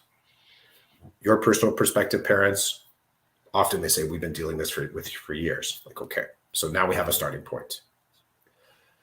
Can we move a little bit off pain a little bit to get to like some sort of a procedure or protocol to help the kid? I don't want to get rid of pain, but if pain is limiting our conversation about kind of making a plan, then I think we need to come back to this conversation another time. Like, you folks go away, kind of talk about your pain, talk about the past, talk about all the P's, the previous, the pain, the past, the problems, all that kind of stuff. And then come back sort of able to say, what are we prepared, another P, to do to work forward? And often I'll do that in those conversations too. I said, I know exactly what I can do in the classroom to help. What are you prepared to do at home to help? So I'm going to try and do things here and give you the feedback as to whether or not this is a reasonable tool for you to also try at home. But I will be aware that this is entirely this lab setting, this classroom. These strategies probably will only work here. I will give you that data. You're welcome to try it. There are things that you can do at home, because if the behavior at home is only seen in the classroom, but the good stuff in the classroom is not seen at home, then that's the home's work to do. Does that make sense? That flow? Like, if the kid's having issues in the class that are the exact same issues that are at home, then I think like that's the work that the family at home has to do. They have to be doing something there as well. If they're doing good work in the classroom and none of that makes it home, well, I kind of put it back to them as well. Like, they have to find a way to kind of bring that home. It's another podcast, but yeah, I've been in that conversation with parents before, and it takes a while for them to acknowledge that you're a new perspective, because sometimes there's perspective fatigue, right? All right, here's another educator telling us something that we've already been struggling with. We've already been working through. We've already accepted as this is my kid's baseline. Again, that's another podcast, but I find myself spending a lot of time in those spaces right now. After about 4 months with the kids, that's where I'm at. In that conversion stage with them seeing, okay, this guy's here. He's got some interesting things to say, some different perspectives. The kids are coming home with some positive experiences from school. Okay, maybe we can open up and be a little bit more honest about what we're prepared to do from home. So I totally understand that space. I spend a lot of time in that space. And it's a touchy subject because I find parents are exhausted. By the point I'm involved, parents are exhausted. yep. And they're not only exhausted, they're aggravated, right? They're defensive.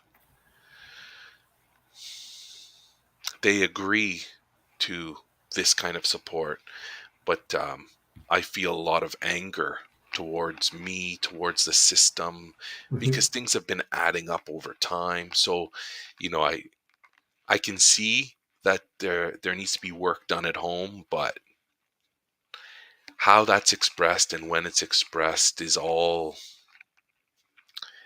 its timing's very important. And I told you recently about some messages I received from a parent who was a little bit, um, I guess I caught them at a bad time. They did not appreciate one of the things I said. They actually they interpreted, they took it in, but not the way that I had intended for it to be taken. So miscommunication.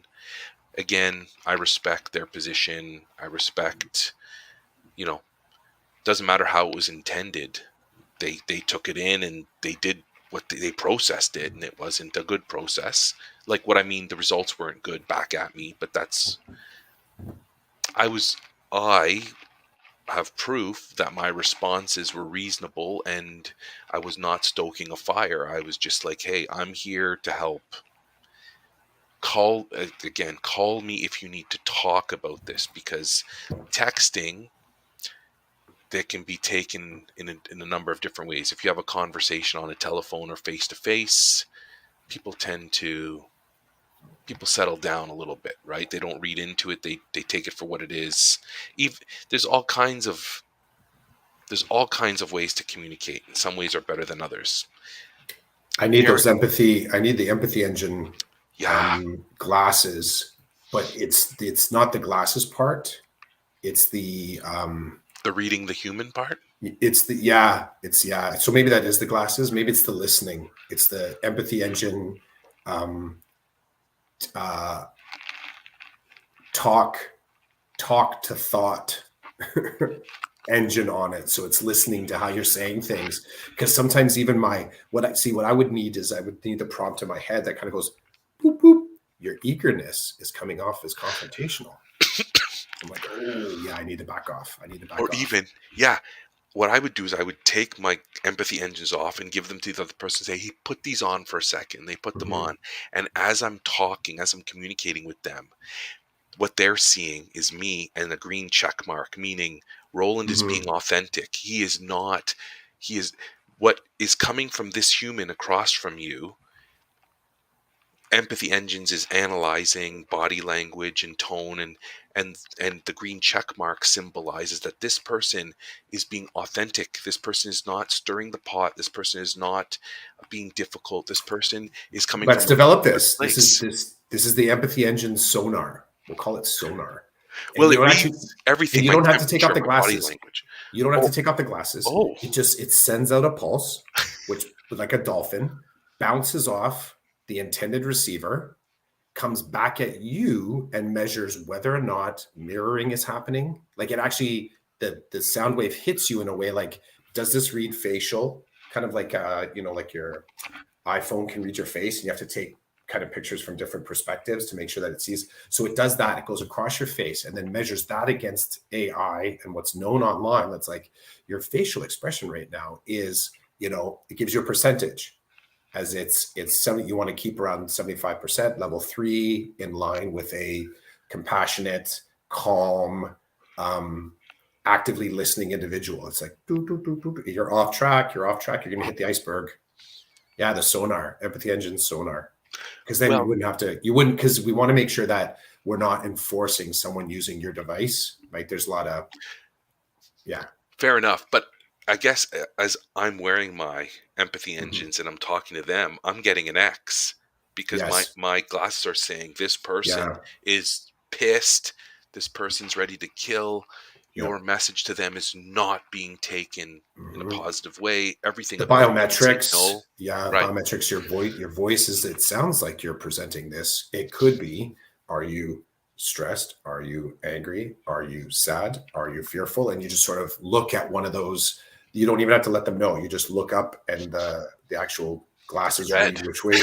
Well, that could be a good warning to the person to back off, but it reads towards you first. Do you remember back in the day? Remember there was a movement there where there was like classrooms where you could get devices that were on your desktop and you could actually change the color of it depending on like readiness to learn. There were things like that. Yeah, there was like red and green. It's the equivalent. I mean, sometimes classes just use post-it notes or just they're ready to sort of be called upon or whatever. There's different gesturing that can work that way.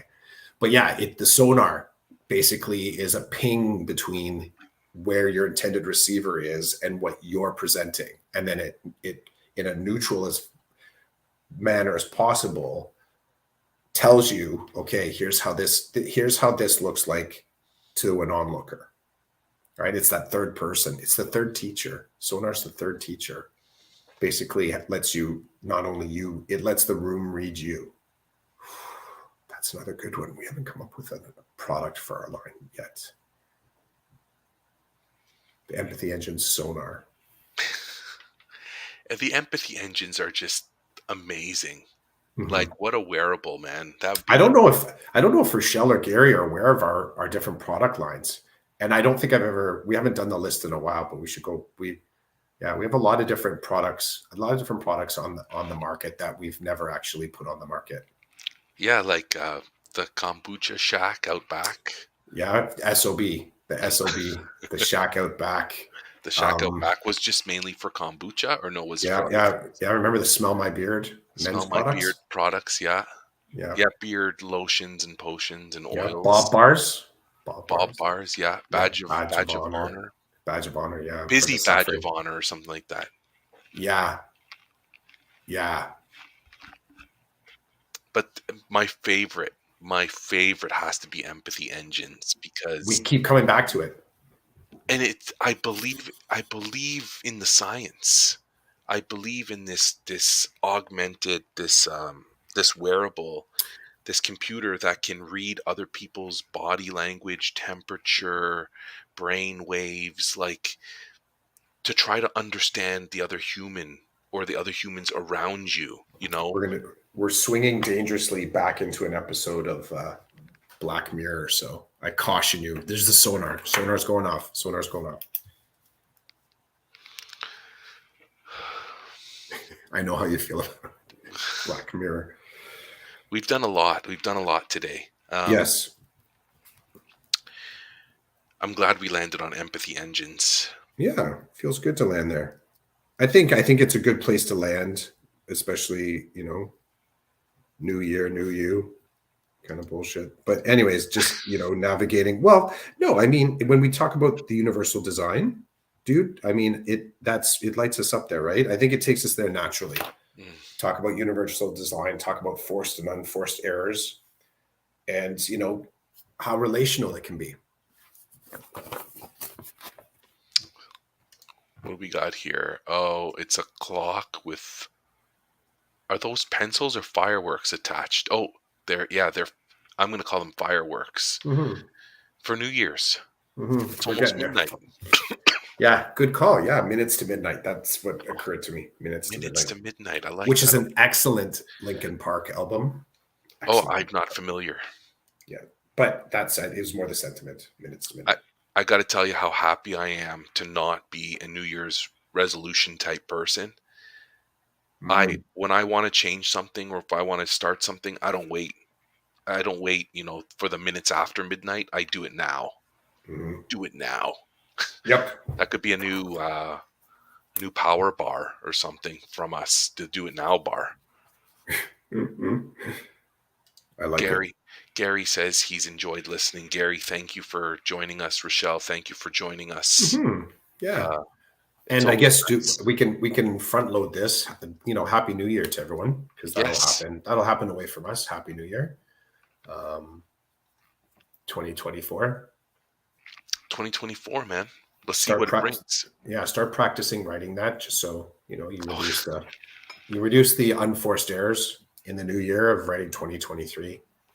I know for me it takes about a week, and I'll say I think I made the mistake. I don't remember, but I think I made the mistake in my classroom. I did some prep before I left to set some stuff up, and I think I wrote 2023 as the date on the board, like I did January 8th.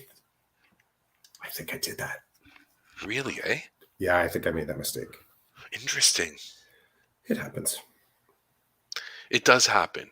And I don't know if it's going to take me longer than you to get used to it because I don't write on a board. Right. Um, I actually don't write too much like by hand. It's mostly text messages and emails. Mm-hmm. Um, so we'll see what happens to me. Watch me go back to a classroom and write 2021 on the board because that's the last time I was writing on a board or whatever. That'd be That could funny. happen. It could happen. Stay open. 100%. And when you want to change people, you don't need to wait until January 1st. Okay? I would actually recommend it's the worst time, right? That 100%, man. that's the worst time. Don't do it there. Oh, I so badly want to talk about this today, but we can talk about it next time. I read a great tweet. about the goals Hmm. versus systems. Creating systems will get you So to the did goal you? and past the goal. You did that was Halliday that wrote that, right? No, it wasn't Oh, Halliday. It was a guy named Sean. oh, Um, yeah. this is interesting. I'm sure Halliday has spoken about it, but Sean provided this Hmm. comparison between goals and systems, and I fell in love with it because I was like, Yeah, that's so awesome.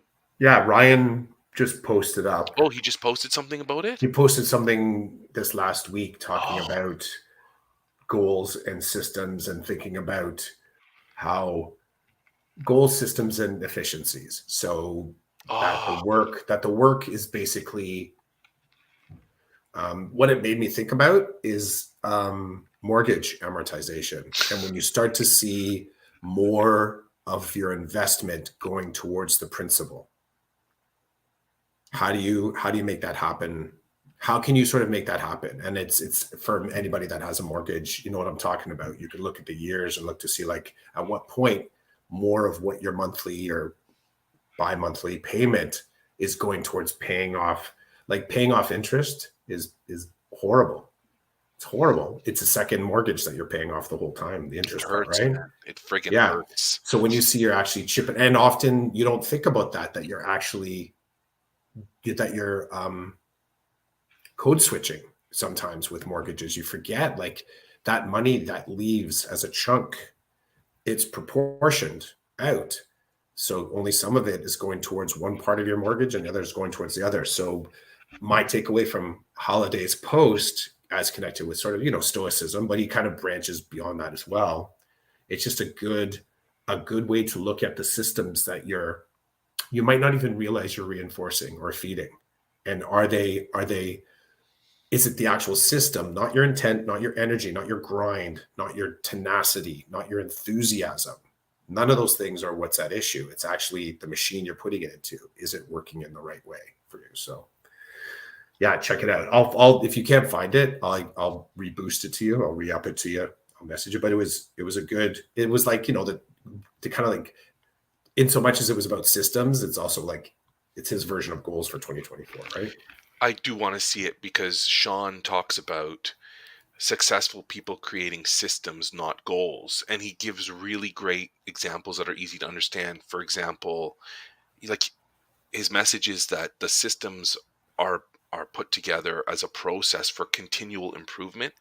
So, and what I always think of this, I don't know why my brain went to this, but I think of former teachers who have become administrators and the way that they used to use social media, right? So they set up a Twitter account and they were sharing, constantly sharing about what they were doing and how they were doing it and like learning from other people. Like it was a really, what they were doing was awesome.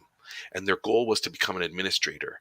And their use of Twitter, for example, was helping them get to their goal.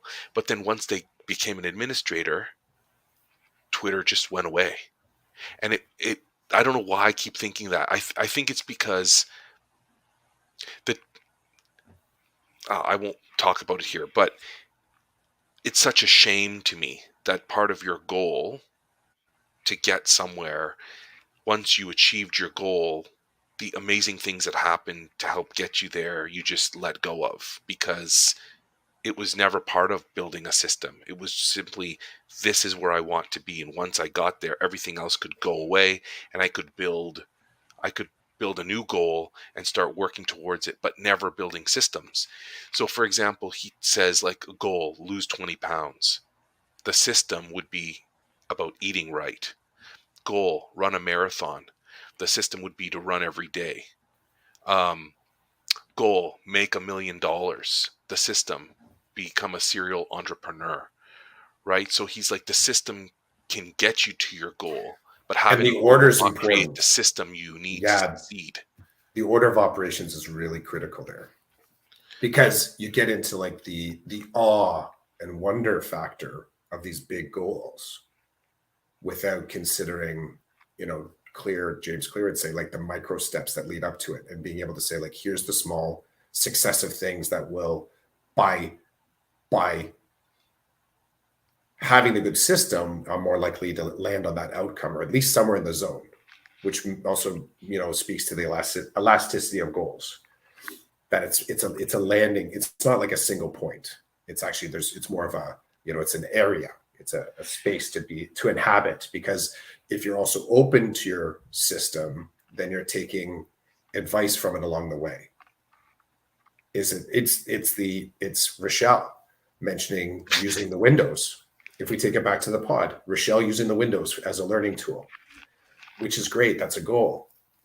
But the system should show whether or not that window, that lower window, a different color, it basically reveals the flaws in the goal. Not the flaws, but the flexibility in the goal, I guess. I saw. I'll end here. Do it. I think you sent me a TikTok. You and somebody else sent me a TikTok to watch. So I had to click on a link to open TikTok. So I'm in TikTok. I opened up my brain and let TikTok take over my life. And as I was scrolling through the different TikToks, I landed on one where it was this lady, and a bigger lady, who was on a treadmill, and she basically she made a TikTok of her on the treadmill, um, one shot or two shots of her every single month since last December. And it Mhm. was really cool because in this TikTok, um, I wanted to start moving again. She was a bigger person. She's like, I didn't want to live like this anymore. So I told myself, I'm gonna walk on. I'm she she never mentioned a goal of losing weight. She mentioned I want to move. So every day I'm gonna walk 1 mile on my treadmill. Right. So I'm not gonna there is there is no goal. It is, this is what I want to do to better myself. And then you see the months go by, and then you see the 1 mile turns into two, and then she starts running, and then blah blah blah, and then it comes to December 2023. She's much thinner. She's running like 6 miles a day. And I was like, seriously, I was so happy. I was like, this is awesome, because what this person has done is build in this routine, this consistency, this discipline, and it started very doable, right? And maybe for her, walking that 1 mile was incredibly difficult. So to me, it's like she was being reasonable, but maybe she was pushing the limits there. I don't know. At the end of the day, though, you take this thing that you do a little bit every day, and it grows, and it helps you, right? And so I thought of it right away, because she didn't say, I want to lose 50 pounds in a year. She said, I need to move. I need to move my body. I don't do this anymore. I want to do something that's good for me. And Mhm. this is where I'm going to start. And you Mhm. see that snowball effect. Even if it was just 1 mile every day for a year, it's still a mile. It's still more than what you would have done if you never got on the machine in the first place. Like, it's And these little inarguably things. good for you. How could it be bad? Yeah. I mean, you could Yeah. still eat garbage. That's not cool, but you're But still you probably moving. won't eat more garbage as a revenge plot because you're walking on the treadmill. Because by nature, the fact of being, that's the funny, I think that there isn't a revenge plot that circles back and the world actually tries to knock you down because you're trying to do this thing. I don't believe that. Some people may believe that. And that's not what setbacks are. Setbacks are where, those occasions where you can't hold to your plan. That's all the setback is. And then you sort of, the moment that you notice you're not on the plan, you're in a judgment point. Do I move back to my plan, or do I stay off the plan? Like, I make it so practical, so practical. Um, You're right. There lots of benefits come from walking that 1 mile a day that you might mhm, not be thinking about. But there's so many positives to that, that even if that's all you do every day, it's still better than not doing it. Like, mhm, I don't know. I have such a love for that consistency, mhm. starting small and just going with the flow, and doing it when you don't want to do it. There's so much life benefit from I that. know that space. I Yep, I know know you that do. space. I'm so on that. So this is like the declaration, not declaration, the accountability thing. So I actually have to go for. Did I tell you? I think I might have injured myself from No, the you half. didn't. Yeah. No. So I got. Yeah. I think I might have given myself a hernia from it. So I got to go get that ultrasound next week. But coming out of that, I begin training again. So Maddie and I are doing a run in the spring. So I want that information to know how I adjust my training so that I'm ready for the run. Because for me, just to continue running like I was before, um, I don't want to deepen the injury, and because I don't have a sports therapist that can say, what I'm doing is good or bad, I need to get that ultrasound done just to kind of get myself checked, and then I'll be back into training again for the spring. Well, hopefully that's not what it is. Hmm. And hopefully whatever it is you can fix. That's really Hmm. good. I do believe that I will. However, again, the the goal is not to run that race and finish with a specific time. The goal is to just re-engage with running at a effective level, a satisfactory level for me. So to get back on the road, get back on the treadmill, and get out on the trail too, because that's actually my only running goal for 2024 is to experience and learn about myself running trails. That's it. I just want to learn in the exact same way that I told you before about knowing myself running for a half marathon. I want to do distance like that, but learn what I'm like on trail. Meet Awesome. myself on the trail. Meet myself on the trail. Yeah. So with me, 2024, I've got nothing. I've got nothing because I'm living by, I mean it when I say it. I don't care that a new year starts in a couple of days. Hmm. I'm going to tell you when I'm ready to start something new or get something done or build a new routine. I'll let you know. Hmm.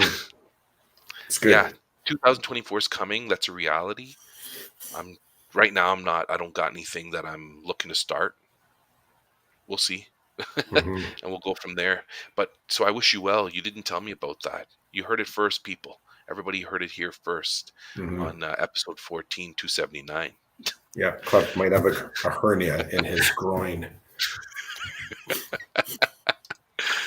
On that Makes note, sense. I well, mean, it makes sense. I was pushing, pushing, pushing. It makes sense, right? but I love the You Goggins that you channeled. That you may have a hernia in your groin, but you pressed, man. You did what you set out to do. Now you need to fix yourself so that Goggins would be proud. Yeah, I'm sure he'd be like, yeah. He would smirkily. He'd like, yeah, good job. I'd love to hear his He'd be speech like to hernia, you. eh? Yeah, yeah, hernia. Yeah. Well, You hernia know, for you is him pooping blood, right? Like it's all relative, I I was guess. thinking something very similarly. Yeah, it's not quite it's maybe it's not quite Goggins level self-injurious behavior, but um, even his ridiculousness, though, I think was his meditative approach to getting to know himself at a deeper level. So I appreciate that. I did have to know myself at that distance. I felt compelled to know myself at that distance, and in knowing myself, being able to say to appreciate the possibilities of knowing myself at that distance, like, okay, what could be next, but also just to um, in a reflective practice way, recognize, celebrate that my process actually worked, and to come away with this, I'm fine with. Like, really, like 52 years old and deciding to do something like that. Like, there's a whole there's a lot of living behind this that sets up the roll of the dice as to whether or not I was even going to make it to race day. So I recognize that, starting to sort of do stuff like this at this stage of my life, at this stage of my health, um, this is still a gift to only come away with this, considering how hard I was pushing. So that's all good. Um, are we good for this Yep, week? we're good. Awesome. Gary, Rochelle, and whoever else, well, the other thousands and thousands that watched and listens, thanks for checking us out today. Mm-hmm. Um, Wishing all of you a happy new year, a fantastic 2024. If that's how you mark your reality, I wish you well. Um, this was season 7, episode 14, number 279 of the Decoded Podcast. Peace. Peace, man.